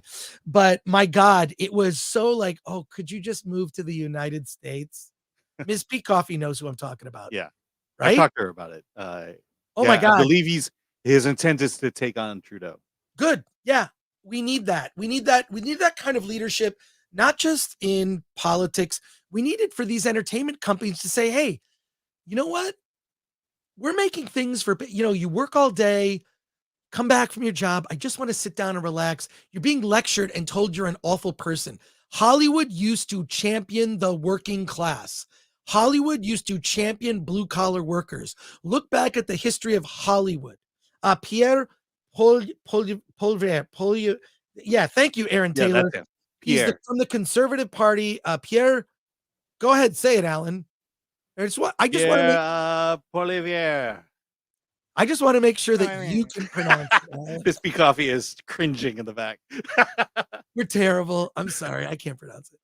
French is like I can pronounce. Look, I can. To me, I just wish can the French could speak English. That's all. I can read Spanish. But like, yeah, French. I'm a little miffed. But anyways, Pierre, The French love vowels. Yeah.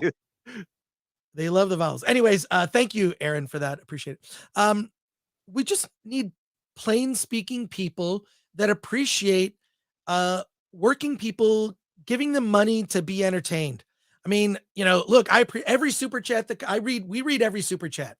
We haven't had to do square ups yet. We don't get enough, but we also read, chats from just like what this. I want to read chat comments that add to the conversation because you are a part of the show.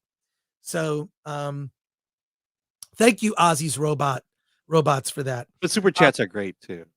Yeah, they're great. Super chats are great. Oh my God, we're not going to be able to talk about other stuff. Let's see. From Rumble, LA Scribe, we used to shoot for 1 million utilizing SAG experimental contracts to attract marquee actors to said independent films. Even with inflation, 5 million is a lot of money for good, solid indies. Yeah, it's yeah. It's a lot. Yeah, speaking of our interviews channel, I spoke to Michael Mendelsohn, and I asked him why do movies cost $200 million, and he flat out said the actor contract. Actors, you get enough big actors, that's $100 million right there. Yeah. We're gonna super chats here. We'll get through as many of these as we can. Magnum Norse for 10 says, "Hold on a second. You haven't watched Breaking Bad, Alan? Come on, man." Like I said, if I started watching Breaking Bad, you will not see me for days. Spidey Sensei 72. How did Alan miss Breaking Bad? Breaking Bad, probably one of the best finales in television history. It actually stuck the landing. I mean, my wife started watching Breaking Bad, and it was a good 3 weeks of her just watching Breaking Bad. But it's also like I don't like to binge that much. I like to do like a chunk and then a chunk because you want to like sort of process what you've seen, right? Bush and Ryu Cat is a member for 1 month. Says just to say I love you all here. New super chat soon. Well, thank you, Bush and Ryu Cat. Sean Z for 199. Alan, Chris, come to Texas. We will live in Houston. It's very hot there. Yeah. Very hot in Houston. I am considering a move, and I will be looking next year I'm just looking at general places because I think shit's going to get wild in 2024. Shit's going to get wild. It's going to get wild. Yeah. I mean, if there's a legit opponent for our current governor, maybe things might turn around, but Yeah. I don't see that happening. And then Sean Z, a member again for 999. Speaking of redo with DC, what's going on with the Batman 2? And I'm watching Loki, but I'm not watching Marvel's. They produce their own comics, creating source material, not how it became successful. I don't know what's going on with Batman 2, except it's on a schedule, which is going to be confusing because James Gunn needs to launch his Gunniverse. Yeah. So there you go. Doc Savage says, guys, I understand, but after watching a bunch of badly written garbage, you need a palate cleanser. 100% agree. Let's see. I'm going to start from the top. We'll go through as many as we can. I think all I'm saying is I don't know how a wrap-up movie or TV show is going to help anything. Yeah. It's just money. It's just money down the drain. Bill S. Preston Esquire says, I'm late, so maybe you already got covered. X-Ray Girl is coming to Los Angeles, can finally meet her dad, Alan. Aww. She inherited his height. Hi, Dad, I miss you. Alan, did you hear this? Like, X-Ray Girl's she's coming to LA. Yeah, my my X-Ray teen will be grateful to see her sister X-Ray Girl. All right. We have our special guest is going to be joining us in about 5 minutes here. Let's just go through all. Is she tall though? Am I understanding this right? Yes, she is tall, but still shorter than me. It's those jeans. There you go. Super chat here from Magnum Norse for 10. North Carolina is beautiful, Chris. George Clinton was born here too. Flav, who's a member for 10 pounds. There you go. As Gary would say, proper money. Evening, chaps. Here is some real money. If you're unsure how to use it, give it to Frank and he can launder it through your award scam. We'll definitely do that for sure. Yeah. Should we open up the award show to more laundering? We'll see. Star Wars Marvel purist. Frank, we need to get a follow-up interview for Terrifier 3 preview discussion with Damian Leone. To this day, your Terrifier 2 interview is one of the best. Damian's a talented filmmaker. Not just a talented filmmaker, he's a fan of Film Threat, has been for a while. And his movie, by the way, was one of the highest grossing indie movies of last year. Huge. By the way, I just found out Shane Black is a fan of Film Threat. How did you find this out? We have a reporter in at the Austin Film Festival, and he talks. I'm pretty sure he's a fan of the old magazine. The old magazine for sure, because he knew about it. I mean, he came up around that time. SP Flash 1523 says people don't even know that Maria Hill is dead. Yeah. And to find out why she died.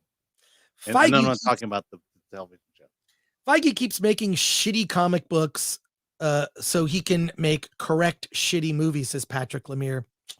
Maybe. Comic Boom says, why are the Loki special effects so bad? Universes have apparently been destroyed, but all we see are light strings on a vacuum cleaner loom. Yeah, it's weird. It doesn't make any sense. They're going back to the old days of sci-fi special effects. Right. Thank you, Comic Boom. And just a few more comments here. And we're going to do a longer show today, folks. I promise. We have our interview with Frank Myers coming on to talk to us. Can't wait to chat with him. And then we're going to talk about a couple of movies. So get ready. Ellie Scribe Majors must have been awful if Chris is overly negatively critical. What do you mean if I'm overly negative? I just call it like I see it, you know. At the same time, you know, we kind of reviewed Making a Murderer, and you know, I hate the fact that we're prosecuting people on social media. He may have done what he did, and if he goes to jail, he deserves it. Right. But I'm just not. I'm just tired of prosecuting people, of finding them guilty based on reports I hear on the news. Right. But yeah, no. Yeah, I'm pretty critical. I try to be nuanced about my critiques. What works about something, what doesn't work. I also, you know what? I'm biased when it comes to indie movies. I think indie movies should be part of your media diet. Mm-hmm. Watch the Marvel and Star Wars and all that stuff all you want. You need to see indie movies like Frank Myers' film. We're going to talk to him in a minute or so. A couple more Rumble, because we love people on Rumble. BMO Better sub supporter for 2 says, if Marvel does recast Kang, I think they should give Terrence Howard a shot at it. For sure. Or the guy that played the evolutionary in Guardians 3. Oh yeah. He was a much better actor. He was just even and that was a weird character too, much like Timely. It was weird. Last comment here before we pivot. I think LA Scribe says, I think Chris is right. All of this craziness may lead to an indie film revival. Thank you, LA Scribe. Appreciate you. And Spidey Sensei 72 coming in hot for 5 says, Chris, did you hear they're making a Fall Guy movie based on the old Lee Majors TV show? You mean the show that only I remember and nobody I remember else? Fall Guy. But I think he's referring to the video game, isn't he? They're making a movie, Fall Guy. Fall Guy based on the Lee Majors show. It was like everybody liked. I loved the $6 Million Man when I was a kid. Mm-hmm. I had the action figure, loved it. And I mean, it makes sense. Yeah. Spoiler alert: they're gonna ruin it. But let's pivot. You and I are gonna pivot because we have Frank Meyer coming on. We're gonna pivot here. But this is just a reminder for our award show. This is your last reminder today. Go to awardthis.com, get your tickets. Independent filmmaking sucks ass. Never give up the dream. Here's to independent film. Thank you. This is to all the dreamers. We love you. Thank you. It's a honor. It's fucking awesome. We did it! Vindication! What the is this? It's time to award this.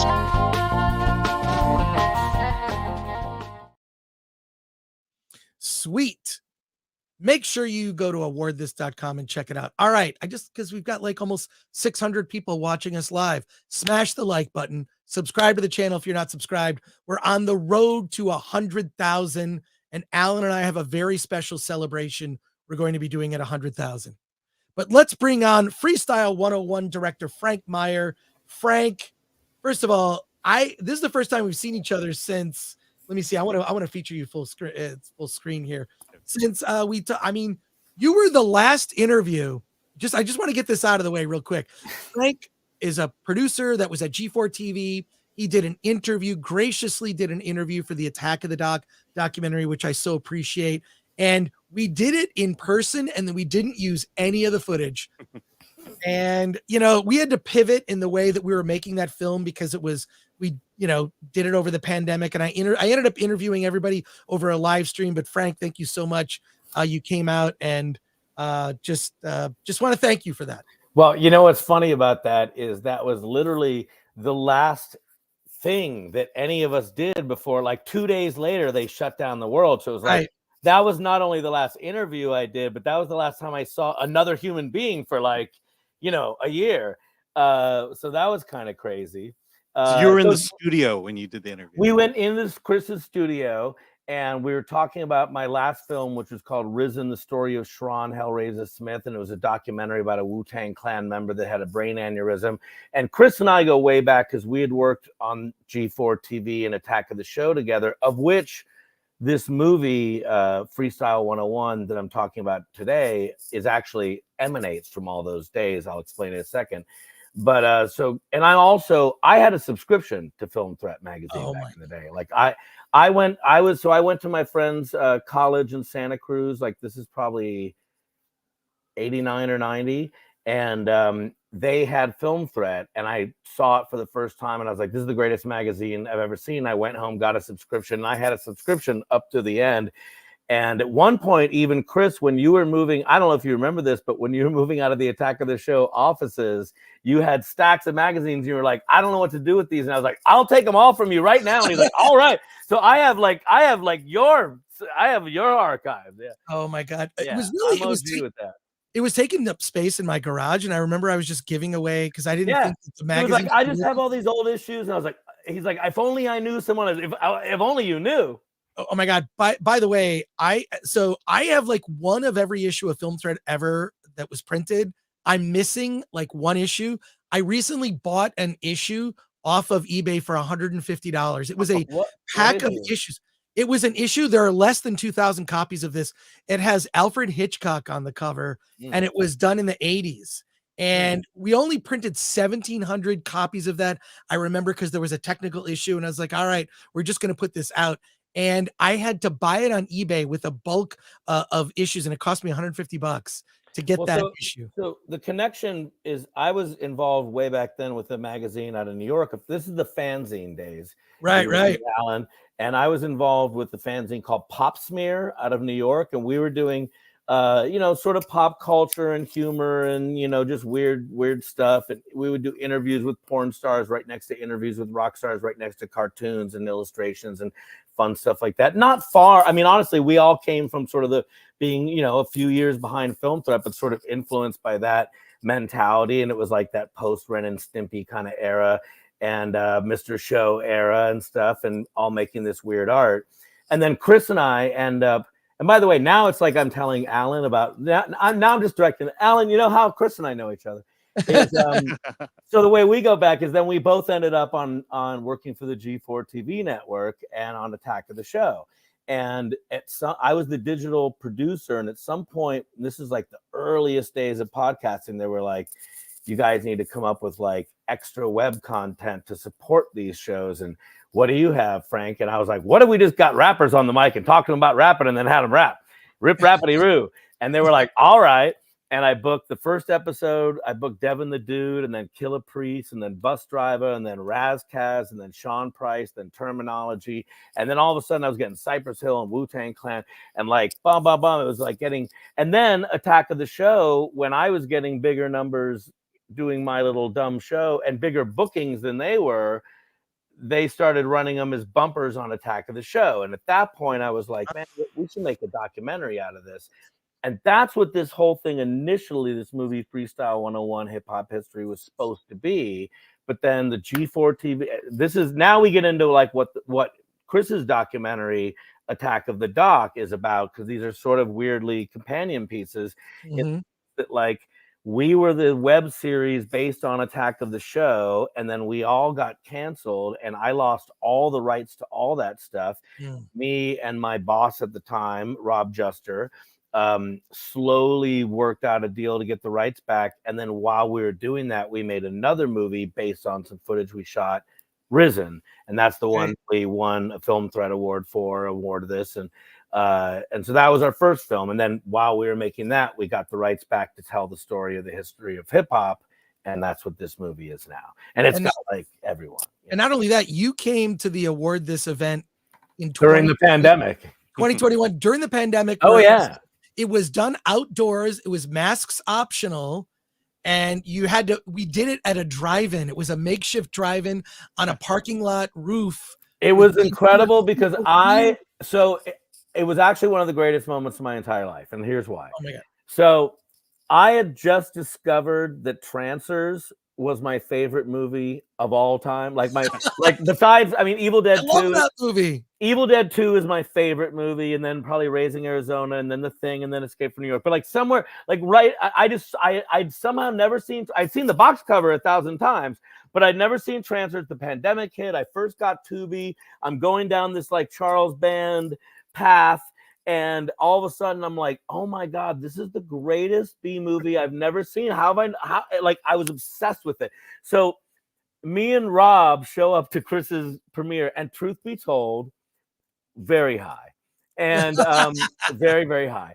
And I walk up to Chris, and this is because Chris is a movie, like I'm a movie nerd, but Chris is like royalty movie nerd. So I feel like I can walk up to Chris and just talk like there was no, he's like, how you doing? The pandemic. I was like, Trancers, I saw it. I love it.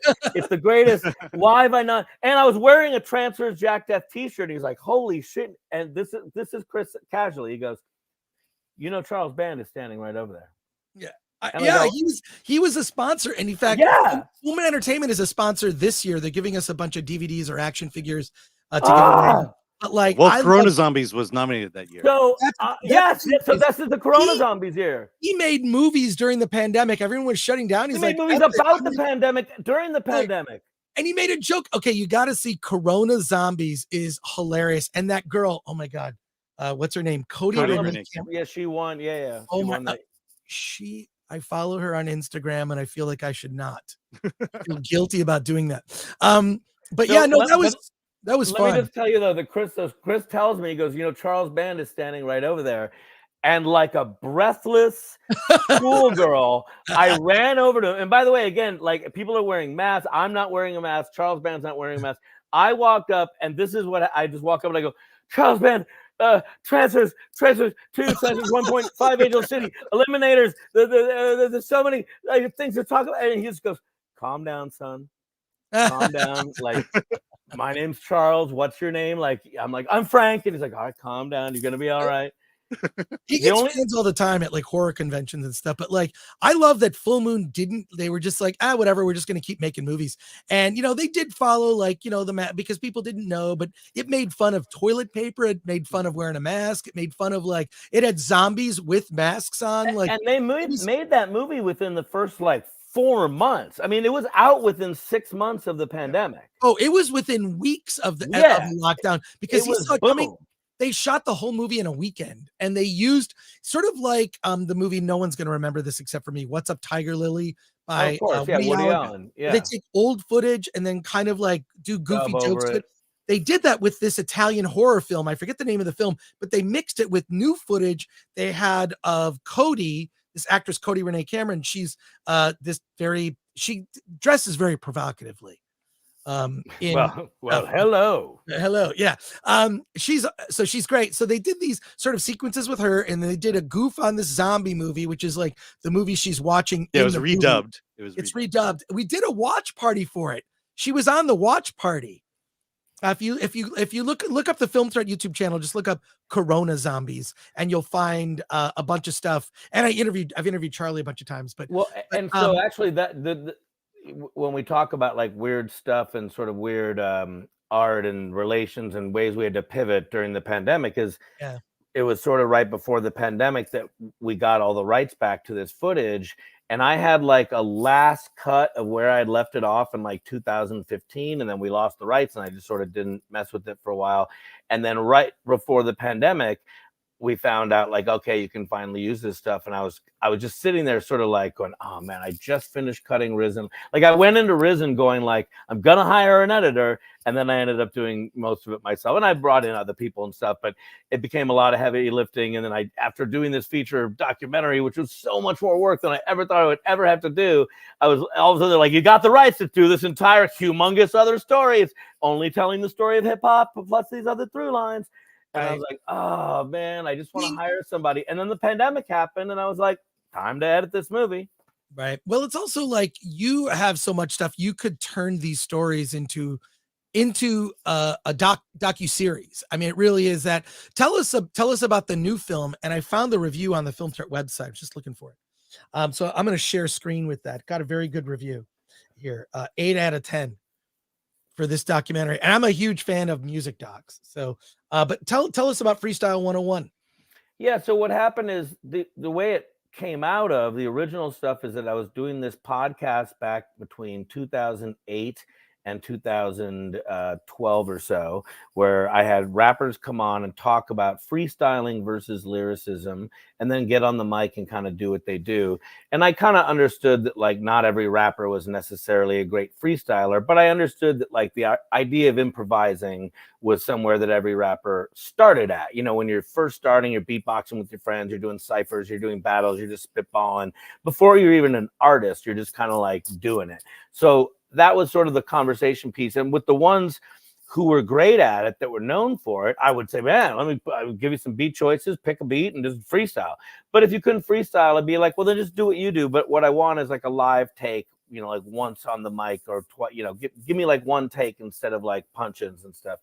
And so I had a bunch of more underground artists. And then it became like a more popular web series, and I had shot like 100 some episodes, and I had Mobb Deep and MOP and Fat Joe and Hieroglyphics, Tech Nine, you know, The Game, just all these huge artists, Freestyle Fellowship, Bus Drivers, Supernatural, all these people talking about where they came from, how they learned to rap, who their inspirations were. And also I was talking to them almost the more that like the way you would talk to a guitar player. Like I came up as a guitar player listening to like Eddie Van Halen. So I would read these interviews with him and they'd be all technical. And then I'd read interviews with MCs and it would be like, when did you sell crack? And like, how many times did you get shot? And I'm like, how's no one asking these guys like about the artistry of what they're doing? Because when you listen to like a really good MC, like a Nas or a Jada Kiss, or a really dope freestyler, when they're improvising, you're like, wow, there's a lot going on there. There's a lot of wordplay and there's just a lot of technical and rhythm stuff that like, how is this not a deeper conversation on a musical level? And that's what my podcast became. Then I started turning it into a documentary film, and that's around the time that the network collapsed. But the idea was, let me now take some newer rappers, you know, like a battle rapper on the East Coast, because on the East Coast, like battle rapping, it's all about battle rapping. It's like boxing. Like you come in, you might have some writtens, you've done some homework, but you're also improvising. But on the West Coast, it's totally improvisational. It's like the Apollo. You have to come up and just go totally live, or like they'll boo your ass off stage. So I got really fascinated with that, and like the idea of like, well, what is it? If you're like the best gunslinger in the West, like what does that get you in a record deal in the modern record industry? So the modern music industry. So I started going down this path, exploring these younger MCs, Open Mike Eagle on the West, Iron Solomon, the battle rapper on the East. And then we had this whole trip up of like having to sort of get back our footage. And then we got it back. And that's what this movie is. So it's the history of freestyle rap that then leads you into these sort of plot lines about these younger artists that are influenced by it and their lives and their careers and what it means to be like super, super great craftsmen at this one specific thing. But like, what does that mean in the music industry today?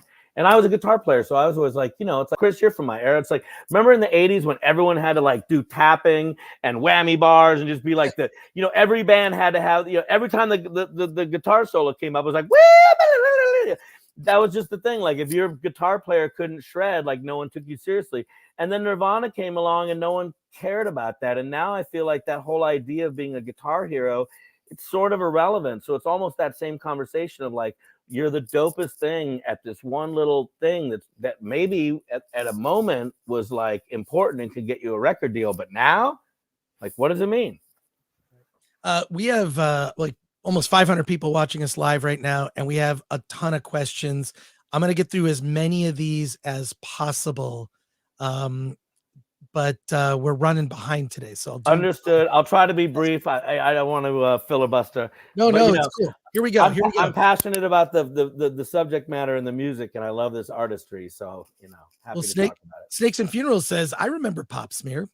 Oh, yeah, man. Comic Boom says, regarding freestyling, social media has turned it into something that looks easy and seems to lack any skill. So not true. Is the purpose of the movie to counter this impression? Yes, essentially, it absolutely is. It's an art form, and it's a complicated one, and it takes a really, really good, sharp mind to do it. More questions here. There's a lot, so we'll get through as many as we can. Greetings, Sir Frank from Solomon Thornton says, any advice for beginning filmmakers? What I've generally found in making movies and making music, because I also make music in the rock and roll side of things, is just you should just go do what you want to do and what you figure out how to make the art you want to make, and don't ask for permission.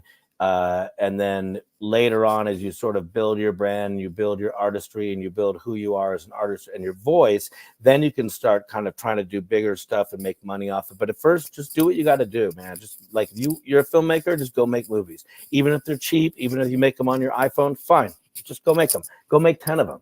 Just keep doing your thing. You got to become a master at your craft. Do it 1,000 times. And if no one's paying for it, then do it 2,000 times. And then he follows up, what's your favorite hip hop album? Oh, that's tough. Boy, favorite hip hop album of all time. I might go, Nation of Millions by Public Enemy. I'm a big Public Enemy guy, so let's go with Nations. It takes the Nations of Millions to hold us back by Public Enemy. I like that. Do you remember that Public Image Limited collab with Public Enemy? I sure do. Oh my God, I love that. That's like that's 80s thing. Well, and you know, yeah, it was. I think was it through Africa Islam. It might have been through a DJ that put that all together. But Chuck D from Public Enemy is the narrator of our film. And I'll tell you a quick sidebar is just that I got to go into a recording studio for 2 days with Chuck D, where he was essentially reading my script. Wow. But you know, then giving me like, or asking for direction or giving me thoughts and stuff. And I had a line in the film that was, you know, like I said something about like, and then they returned, these two MCs returned to the scene of the crime. And Chuck was like, what if we said the scene of the rhyme? And I was like, oh, that's a way better line. So I was like, scratch that. Yes, sir. Put that in. Thank you, Chuck. Roll tape immediately. Spidey Sensei 72, just a comment here, says, sounds like you'd be a good fit for Math Hoffa's show if he's interested in East Coast battle rappers. And then Jeremiah M responds, there is a community of shredders on YouTube. They get millions of views, says Jeremiah M. So I mean, there's no bigger fan. Look, like I said, I am a guitar player who came up during the shredding era. Like, I mean, I fancy myself a bit of a shredder myself. What I'm saying is like, I understand the artistry, but also as a guy that loves that technical expertise in both guitar playing and as a fan in hip hop, because I'm not an MC myself. I also, though, in the modern industry, just kind of go like, well, other than, you know, those YouTube views, like in the world of selling records in this Taylor Swift, Ice Spice sort of world of pop hits, like, is it, you know, how much does that matter? How do you monetize that? You know what I mean? Like, these are questions I'm just raising. I'm not casting judgment on like new hip hop or anything. I'm just sort of going like, hey man, look at these dope artists and like, here's where they're at struggling in their careers. At least, you know, when I made the movie, like, what do you think it means? Hey, it's me in HD asks, of all the legends of hip hop, which one was your favorite to interview? Oh, to be a fly on the wall. Well, I'm a huge Ice-T fan, and so that was incredible. And also just getting to hear him do like a one take off the cuff gangster rap freestyle. And we had Joe Lynch, the horror movie director. Joe Lynch, we just had him out last week. So Joe Lynch directed Suitable Flesh. He's my DP on most of the movie. So me and Joe Lynch were in the booth shooting Ice-T, just doing like a impromptu gangster rap. And like we later were like, that was like watching Miles Davis blow trumpet. Like that was crazy. But I will say that my favorite was, we had a guy on, and rest in peace, named Sean Price. He was in a group called Helter Skelter, and he was an incredible MC and just the coolest, funniest guy. There was only a couple guys that we had on multiple times, and he was one of them, because like I was already a fan, and then I met him, and I just thought he was there was a Gibson guitar sitting there, and he grabbed it and he played a G chord, and he went, February, March, April, May, I'll be Sean till November, Sean till November. And he started singing, you know, Gone Till November, but putting in Sean, and did a whole impromptu concert. And I was like, roll tape, roll tape, roll tape. Like, you know what I mean? Like, he was such a cool, funny guy. And then when we went out to New York, he like was, you know, he hooked me up with Prodigy from Mobb Deep, and we ended up rolling in Mobb Deep studio. Prodigy from Mobb Deep gave us his studio for 2 days. She's like, yeah, man, I've already paid for the time. You got my studio. And then all of a sudden I had Ice-T and Wu-Tang Clan in Mobb Deep studio. That shit was crazy, man. Some questions. We're live on Rumble right now. I don't know how many people are watching, but we have questions from Rumble. Here's a good one here from Adellis24. Frank interviewed Del the Funky Homo Sapien. So why does he think his unique style is loved in the UK, but underappreciated in the United States? Deltron 3030 is a seminal hip hop record that deserves more love. I completely agree with you. Del is an incredible artist, and I've interviewed him a few different times, and he raps on the podcast. His rap isn't in the movie, but his interview is. I think that there's a few guys like Del and Kool Keith and some of those more technical rappers that like don't quite get the appreciation. They get the underground appreciation, MF Doom, you know, here in the United States, but they don't sell as many records. Whereas, you know, Europe is I play in a rock and roll band where like we do way better in Europe, and we tour Europe all the time because like we do better in Europe. Our kind of music is more appreciated. We sell more merch on the road. We do bigger places in Europe. So I understand that there's a lot of hip hop artists, MOP, Onyx, a lot of guys I know, Razkaz, like these guys go to Europe and tour because there's a better market there. So I think with guys like Del and some of those more technical rappers, like it's because they can make better money because those people love and worship what they do and see it more as an art form and not just like, oh, you were on that Gorillaz single and now I don't care. Whereas in Europe, like they're like, you are an artist with a revered catalog who deserves to be treated like such. You know what I'm saying? By the way, if you just look at the live chat, everyone's just talking about hip hop and favorite hip hop artists. They're not, I mean, people are asking questions, but they're having their own discussion outside of our discussion. That's what I love about hip hop, and that's what I wanted this movie to spark that conversation, because there's so many great artists talking about this art form. So if you like it, you're like, oh my God, it just gets your mind reeling. Another question from Ellis24 on Rumble says, outside of New York City, Atlanta, and Los Angeles, where were the unexpected places that some of the best freestylers are coming from?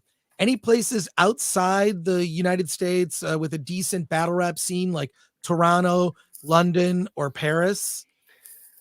I honestly can't tell you that I'm aware of there being any great freestyle scenes outside of the United States. And I'm not saying that there aren't. I'm just saying I'm not aware of it, so I don't want to comment on it. I would say, in my opinion, LA, as far as real impromptu, pure freestyling, not talking about battling, or talking about battling if you're only talking about impromptu and not writtens at all or not punchlines that are pre-done, I think LA is hands down the best.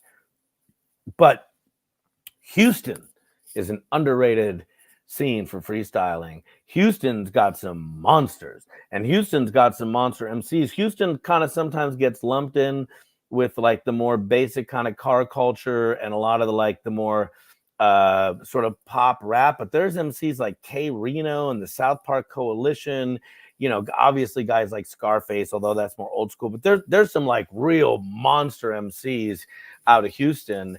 So I don't know, I would say Houston is the underrated scene for me. And let's see, final question here. We have Comic Boom says, can Mr. Meyer freestyle rap his pitch for moviegoers to see Freestyle 101? No, sir, I cannot, because it would be disrespectful to the culture for me as a sort of fly on the wall filmmaker to try to sort of pretend that I'm, that I can do this as an art form. So if I had a guitar, I could give you like a tasty guitar lick version. What I can tell you is that if you like freestyle rap and battle rap and 90s hip hop, golden era rap, and there's some modern rappers in this as well. Like I said, Open Mike Eagle, Iron Solomon stuff. But I would say the majority of this is what I would call the golden era boom bap. If you like that stuff, we have these incredible artists, and we have guys who are known for freestyling, like Gift of Gab and Del, who we talked about, and the guys, Mike and Nine. And then we have these incredible lyricists, guys like Sean Price and Razkaz, and it's kind of amazing to me to hear inside baseball conversations with these artists, because like I said, I feel like a lot of times they don't sometimes get taken seriously in terms of like the details of the art form they do. So I felt like when you had that conversation, everyone opened up and you got these really, really cool, awesome, candid moments with these guys who were suddenly just enthusiastic because they were like telling you about their favorite thing in the world. Not necessarily the record career, not their new single, just the favorite thing in the world, which is hip hop, which is why they're there that's why they are a star. You know what I mean? And final question for me, where can people see Freestyle 101 hip hop history? Well, thanks for asking, and I'll tell you this. Now we are on Amazon Prime, we are on Google Play, we are on YouTube Movies. You can go to freestyle101movie.com, and we're on all the social medias. And so we're out there now. And if you like it and you watch it on Amazon, we would appreciate if you leave a review. In this world of going out digitally, like anytime someone watches your movie, pays a few bucks for your movie, or leaves a review or gives it a few stars, it really does actually like count and kind of helps the whole process along. So we appreciate that. And honestly, I think if you love hip hop, you're just going to love this movie. It's fun. It's a wild ride. To the website, Freestyle 101, This looks amazing. Dude, their website looks incredible. Watch Yeah, on Amazon and YouTube Movies. Rob Juster, man. You know Rob Juster doesn't mess around. That's my Yes, I know, producer, my Rob. boss from back in the day. And, you know, he knows what he's doing. Oh, my God. This looks fantastic. Yeah, all right. You got Fat Joe. You got RZA. I mean, it got everybody. That's Sean Kingston from Beautiful Girls. That's Pete Rock. Master Ace. Sorry, that's Razkaz. Pete Rock's also in it. That was Master Ace. That's Dell. That's A+. Sean Price playing the guitar. Everything you need there, man. Shit. Be real. Frank, thank you so much. I mean, not just, for coming on to talk about your movie, but just, for participating in the Attack of the Doc film. We're talking about doing a watch party sometime before the end of the year. I would like to be involved in that. Yeah, Joe Lynch will come back. We got other people. It's just going to be a bunch of XG4 people just like talking, we'll talk over the documentary and narrate it, but I'll let you know when we're going to do that. You realize that there could be some really, really raw, there's Pete Rock. There's some really raw stuff could be said during that. Like that, you might want to have a time delay on that. Oh, I don't care. There definitely gonna be some raw stuff because you guys all did the interview, not knowing like what was happening at G4 and how things turned out. I hope that the my documentary is like a little time capsule of that era. It kind of just captures the spirit of it. It gives you a taste of what was happening behind the scenes at what it meant to a lot of people. So yeah, but dude, it's just so great to see you like balance this career of like, I'm this incredibly talented musician. Oh, and by the way, I make documentaries on the side about music. Thank you, man. Appreciate it. And I appreciate you guys' support. And like I said, I mean, I'm a Film Threat fan from back, when I first really became obsessed with movies, and I'm still obsessed with movies. I'm going to see Suitable Flesh, Joe Lynch's movie, in the theaters tomorrow in North Hollywood, because I love seeing movies in the theaters. And I've also been on a Sam Raimi kick, and I've been watching all of like the behind the scenes and the making ofs and all the like. I'm just a movie nerd like you guys are. So like I'm that dude who like wakes up in the morning and my wife gets up to work and I like watch 2 hours of like Evil Dead 2 like unreleased outtakes, and I just sit there and go, oh my God, that's so incredible. And then my wife walks in and goes like, what is happening? Bruce Campbell was so abused by Sam Raimi in those films. I mean, in a good way. I mean, it was so entertaining. Dude, but also seeing just how the creative they were with the shots and how so much of what it was based on like practical, like magician. It's all practical. Yeah, it's just some stop motion animation. Yeah, there's some stop motion, but like a lot of the stuff, even like I was just watching this thing where like, when the girl is dragged along the floor by the vines. And like they put her on a board, and then underneath we're just running a sheet of like what the ground was, meaning like they instead of dragging her, they just like had the ground doing the work and rose her above it. I'm like, oh my God, that's some like old school, you know what I mean? That's like old school movie magic stuff. Well, Sam Raimi's the one who he kind of I don't know that he invented it, but he created this process. He really wanted to get like a steady cam, but he couldn't afford it. So he did like the trash can cam and all that stuff. He called it the shaky cam. Yeah. Which was effectively a 2x4. So you get a 2x4, you put the camera in the center, which acts as like the balance, the 2x4, right? And he rode a bicycle. So he's riding a bicycle with a 2x4, but the camera's in the center, and that center is balanced. So it's not as shaky because you're trying to balance the 2x4, and he had people run with it. He used a bicycle. Like he innovated a lot of stuff. I read an interview with Bruce Campbell where he talked about that. And by Evil Dead 2, for some of those shots where the camera burst through the glass, it's what you're talking about, but they put these 2 metal poles in front of the camera and then this really thin glass. So those shots, they're actually breaking, like there's 2 poles underneath the shot you're not seeing that are breaking the glass for the camera to go through. Isn't that bananas? Like that whole time I just assumed that somehow was done in post, but like, no, that's a thin sheet of glass and there's 2 metal prongs bursting the glass for the camera to go through. Like that's bananas. Yeah, it's amazing when you see a filmmaker that begins in the indie film world, and you've got no money and you have to come up with creative ways to to get something on screen, and then suddenly you have all the money in the world. Because we were talking about Marvel before you came on, and it's like all the money in the world is not a solve for creativity. You have to be creative, and when you have a lot of money, sometimes for a small indie filmmaker can actually be a hindrance, right? Right. But wouldn't you agree though that isn't Doctor Strange the most recent one? It's Evil Dead 4, right? Right. Yeah. I mean, at the end, kind of. I mean, like there's a doppelganger, the car, there's a vortex, there's essentially a book of blood. I mean, there's Bruce Campbell fighting his own hand. Right. I mean, like it's Evil Dead 4. When I watched that, I was like, okay, finally, Sam Raimi basically got a Marvel MCU level budget. And what did he do? He basically made an Evil Dead Army of Darkness.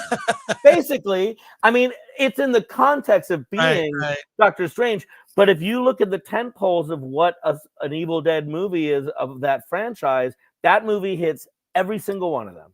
Yeah, it's crazy. There's chase scenes, there's cameras, he fights himself, the cars in the cars flying. I mean, everything. It's all the things that Sam Raimi likes, including his beloved car. So his beloved car. Yeah. Hey, congratulations again. Come back when you have another movie, and I'll see you for the watch party. And it's great. I really love when people like from, it's weird, like people from G4 going off and making indie films. Why does that not surprise me? Yeah, man. If you do a suitable flesh watch party, put me in on that too. For sure. I'm a Joe Lynch guy. That's my dude. I love Joe Lynch. Yeah, I don't know that we could do that because of the nudity. Well, we're not showing. I'm seeing it tomorrow night. Don't tell me any. I don't want any review. Okay, I know there's nudity. I assume it has the word flesh in the title, but if you're a fan of Heather Graham, you're gonna see it. Well, I sure am. I sure am. Frank, thank you so much. Thanks, appreciate you dropping by the show. See you next time, man. Yeah, man. All right, thanks. Later. Love it. That was great. That was great. We almost got to interview Sam Raimi a couple weeks ago. Yes, almost. The strike. It was because of the strike. For real, we couldn't do it. Yeah, we couldn't. Well, I got his director, and but he was scheduled, and then the strike pulled him out. Yeah, we had a couple things like that happen. Yeah, I mean, it happened. Casper Van Dien. Casper Van Dien was supposed to be on the show to talk about Mad Heidi. I mean, it happens. Let's end on a couple of reviews. We're not going to get to everything, but Alan, you've seen Lessons in Chemistry. Yeah, I should qualify that. I've seen the first episode of Lessons in Chemistry, and Lessons in Chemistry. So let's go. Yeah, I couldn't get past the first episode. Okay. What? First of all, okay. Alan, what did you think of Lessons in Chemistry? Oh my gosh. So Lessons in Chemistry stars the fabulous Brie Larson. She plays Elizabeth Zott, who you in the beginning of the movie or the show, you see that she's one of these TV cooks who uses gastronomy as kind of her theme. And then we go back in the past and we find out her origin story where she's a chemist.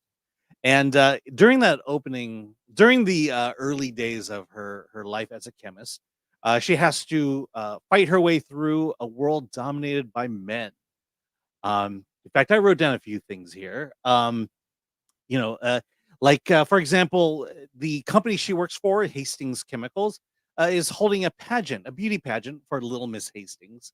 And all the women are wondering why she's not entering the pageant. And that would be a big boon for her career. And then when she walks into her job, she's a chemist. She's not a secretary. She's not a janitor. But all the men ask her to clean up a mess they made, to bring her more beakers, and they call her Honey. But of course she's smart. She can look at a piece of paper and understand the problem of a certain chemist's calculations where he got it wrong, because she's just that smart. And while all the dudes are busting each other's balls, she's off in the corner doing her job. And what we find out is that she's been staying late at night because she wants to perfect an idea she has about food. about using gastronomy and the molecules to enhance the flavor and taste of food.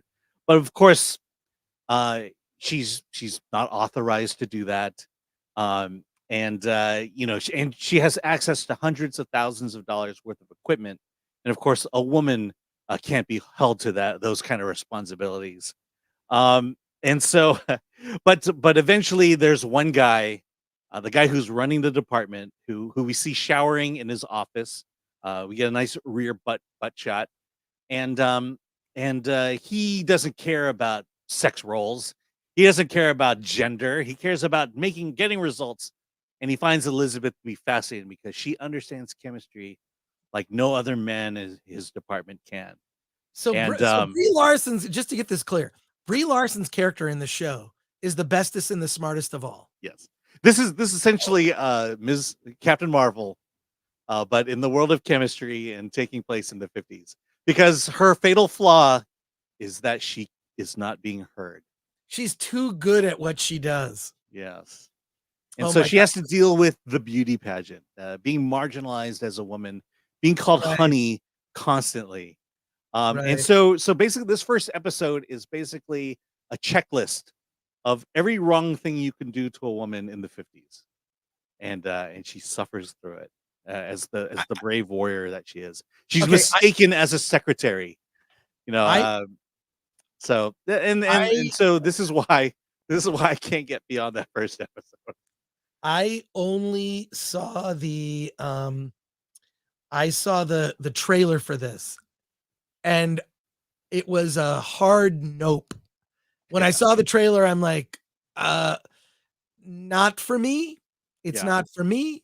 Hard pass. And see, the thing that bothered me the most about this was, so she's the smartest woman in the room, and she's getting paired up with the smartest man in the room.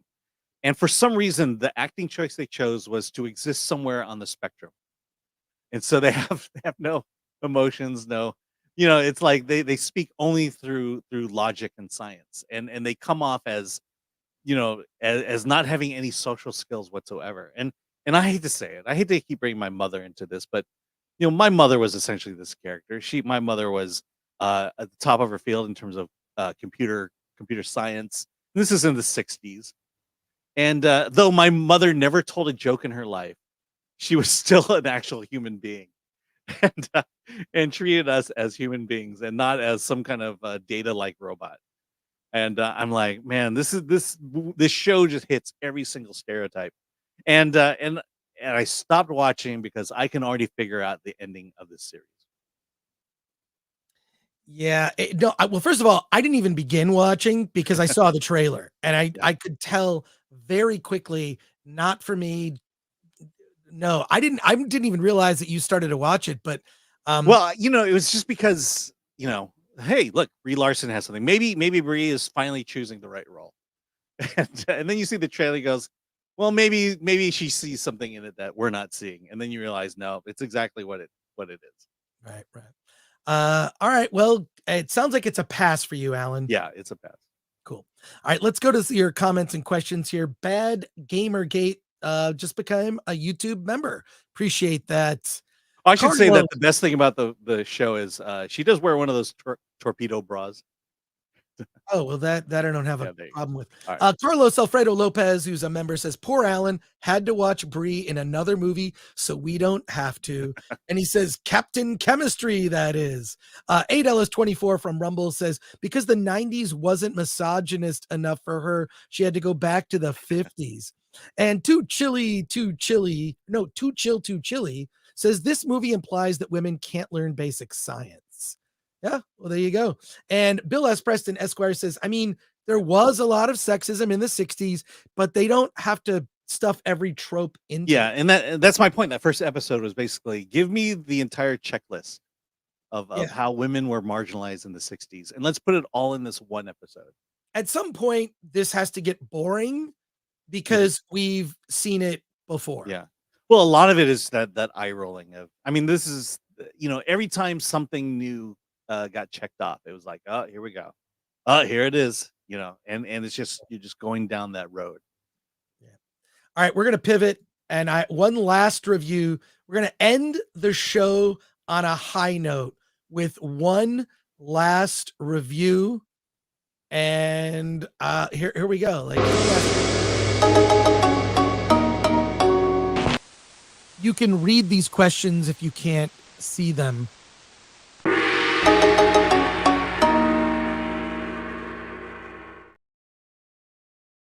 Let's talk about the movie Old Dads, which is a comedy directed by and starring stand-up comedian Bill Burr. By the way, great choice in backgrounds there. I was going to say, wait, I kind of want to remove the banner for a second. There you go. Just to get a little closer look. Because this is a Bill Burr movie, right? Wait, who selected the stills to go in the background? Was that you, Alan? It wasn't me. I think it was you. No, look, she's fessing up to it. She's fessing up to whatever. So all right, let's get back to I'm gonna put that banner back up. And no, that's not my daughter. No. But Old Dads, written, directed, starring Bill Burr, stand-up comedian turned director. This film is currently on Netflix, and it skewers specifically LA progressives is what it goes after. Bill Burr, if you're familiar with his comedy, he very much is a guy that is plain spoken, common sense, thinks most people are full of shit. And that's what I've always loved about Bill Burr is he just tells it like it is. He'll go after feminists and Me Too. In one of his recent specials, he just goes right after, like, how's that Me Too thing working out for you? It's great. This is a traditional comedy, right?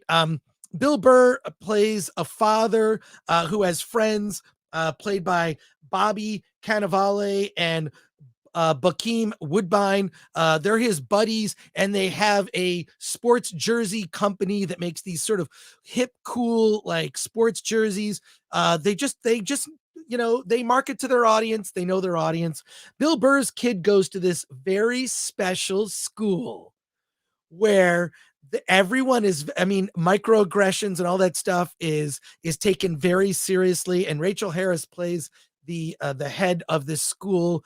His kids in elementary school, and you see it opens up in this sort of picnic, and you see all the kids interacting, and you see the progressive parents, and then like the older guys, Bill Burr, Bobby, and Bakeem, that are like, yeah, they're just like, they can't stand living around these. I hate to say this, it reminds me of when I was raising my kids in the 90s in LA.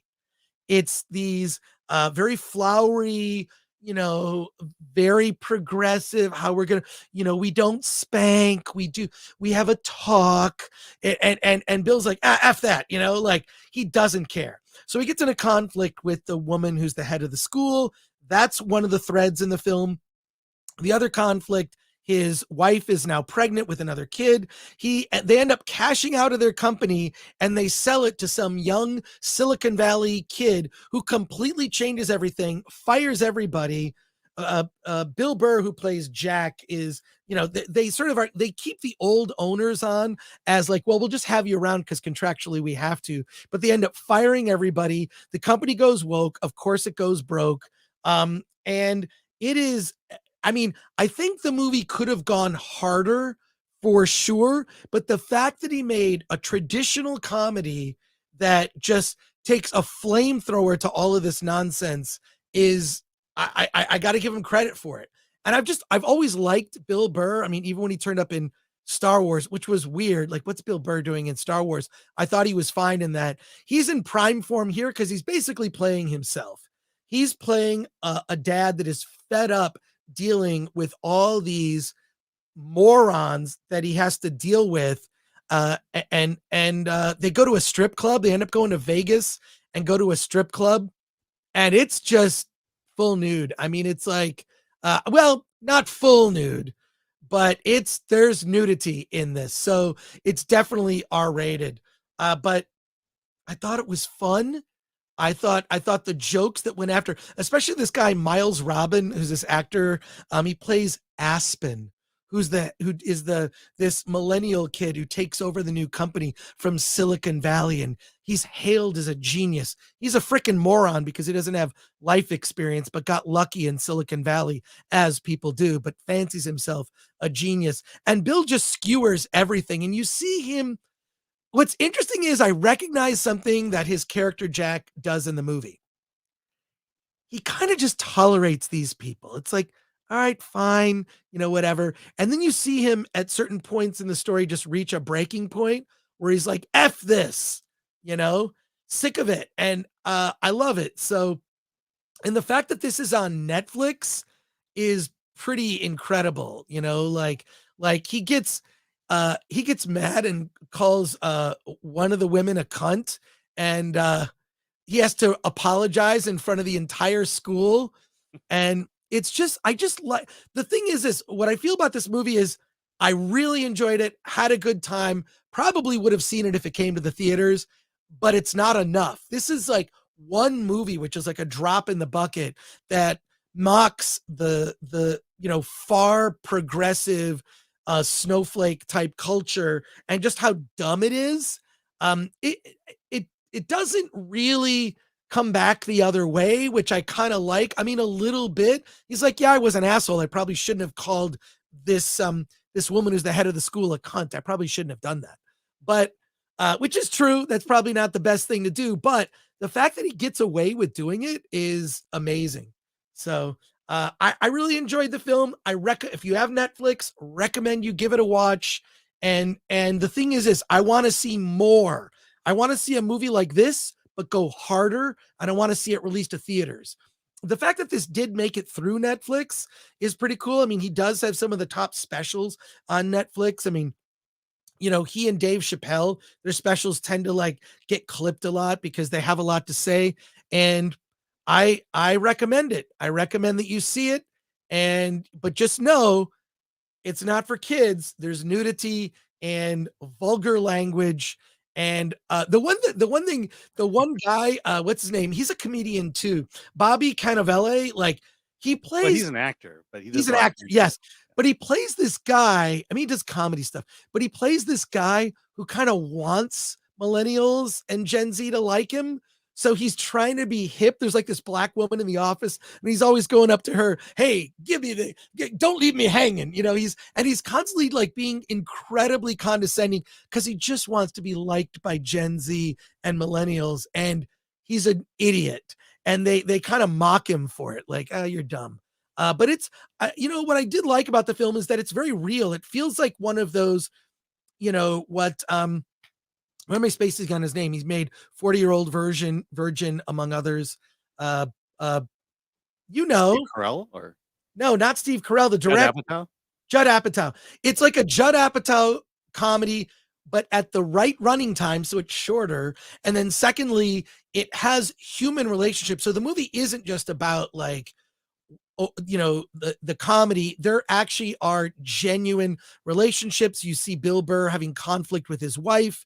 They work it out like adults. She kind of rolls her eyes at these people and just kind of tolerates them. But this is a taste of what it's like to live in California around California liberals. This movie completely captures it. So it's a very specific, it's like, oh, this is exactly how I felt in the 90s when I would see these idiot parents give in to their kids and just do whatever their kids wanted them to do rather than be a parent, right? So, and I'm more old school like Bill Burr. So I like the film. It starts with a bang. It ends heartfelt. It's under 2 hours. It does what good comedy does, and it skewers a lot of things that are in the culture right now. I don't think it's going to move the needle necessarily, but more of this and have it open in theaters. I think it would be huge if you did an even harder R version of this.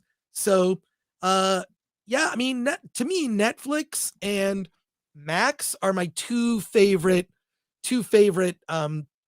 streaming services in terms of things that, like I find a lot of stuff that I like. So let's see. I mean, the test here is, will non-woke audiences flock to this movie and show? No. that more movies like this need to be made. Dale Talsma has just become a YouTube member. Thank you for that. By the way, again, you need to see American Fiction.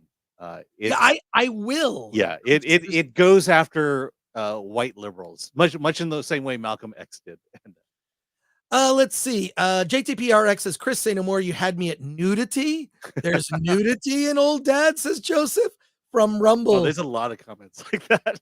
LA Scribe, helicopter parents talking to a child. Do you know my first wife too? Yeah, it is sort of yeah, that's what they do. Stitch gifted 5 Film Threat memberships. If you're in the chat right now, when somebody gifts, it goes to the next 5 people. Fu Man Blue says, Film Threat sucks. I've been saying this for years. It's nice to know people are waking up. Lol. Love you guys. Oh, well, thank you. Patrick Lemire says, sounds like he's doing an edgier Adam Sandler movie. Basically, that's what it is. But what I'm saying is, look, this is a ice cold beer in a desert. Comedy is at a crossroads. And comedy is like walking through a desert right now. And this movie is an ice cold beer in that desert. Hey, is it a very good beer? It's all right beer, but we need more of that beer. In fact, I need usually about 8 or 12. So there you go. Also from Rumble, Apatow refused to produce it when Burr approached him with the script. That's actually a good thing. That's actually a good. Let's not forget, Netflix produced the Dave Chappelle specials. Yes, that is one of the reasons Bill had to direct to get the film financed, says Aid Ellis 24, also from Rumble. And a couple people don't agree with me. That's totally fine. Joe Notafed says, Old Dad sucked. It just wasn't funny at all. I turned it off halfway through. Well, obviously you didn't get to the part where they went to Vegas and saw a lot of breasts. Obviously. How can you can't well, I mean, but quite frankly, that was my concern about it. Yeah, it may go against the woke, but is it funny? It still has to be funny. I told you to watch this movie so we could both review it. Okay, you've been busy. You don't have to you don't have to say anything. I know. Alan's been very busy lately, covering like 9 festivals and screening indie movies that come in. Lori Ormond, who I normally love her comments, Lori. I normally love until now. I can see it. Until now. That's fine. Old Dad's wasn't good. I had high hopes. The women were written like screeching harpies. That's what I liked about it. The woman who I thought Bill Burr, who plays the woman who plays her wife, I thought she was very good because she was just balanced.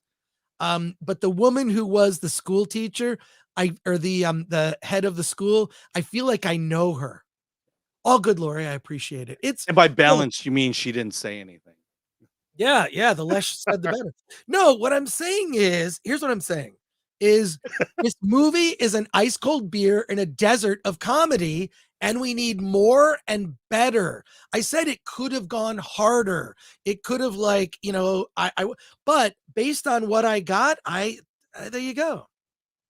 So Shucksy says, hey, Shucksy, it passes Alan's requirements for at least a boob. Yeah. Does it, though? Does it? I'm stalling because I'm trying to you got to find those clips faster. Wait, here's one.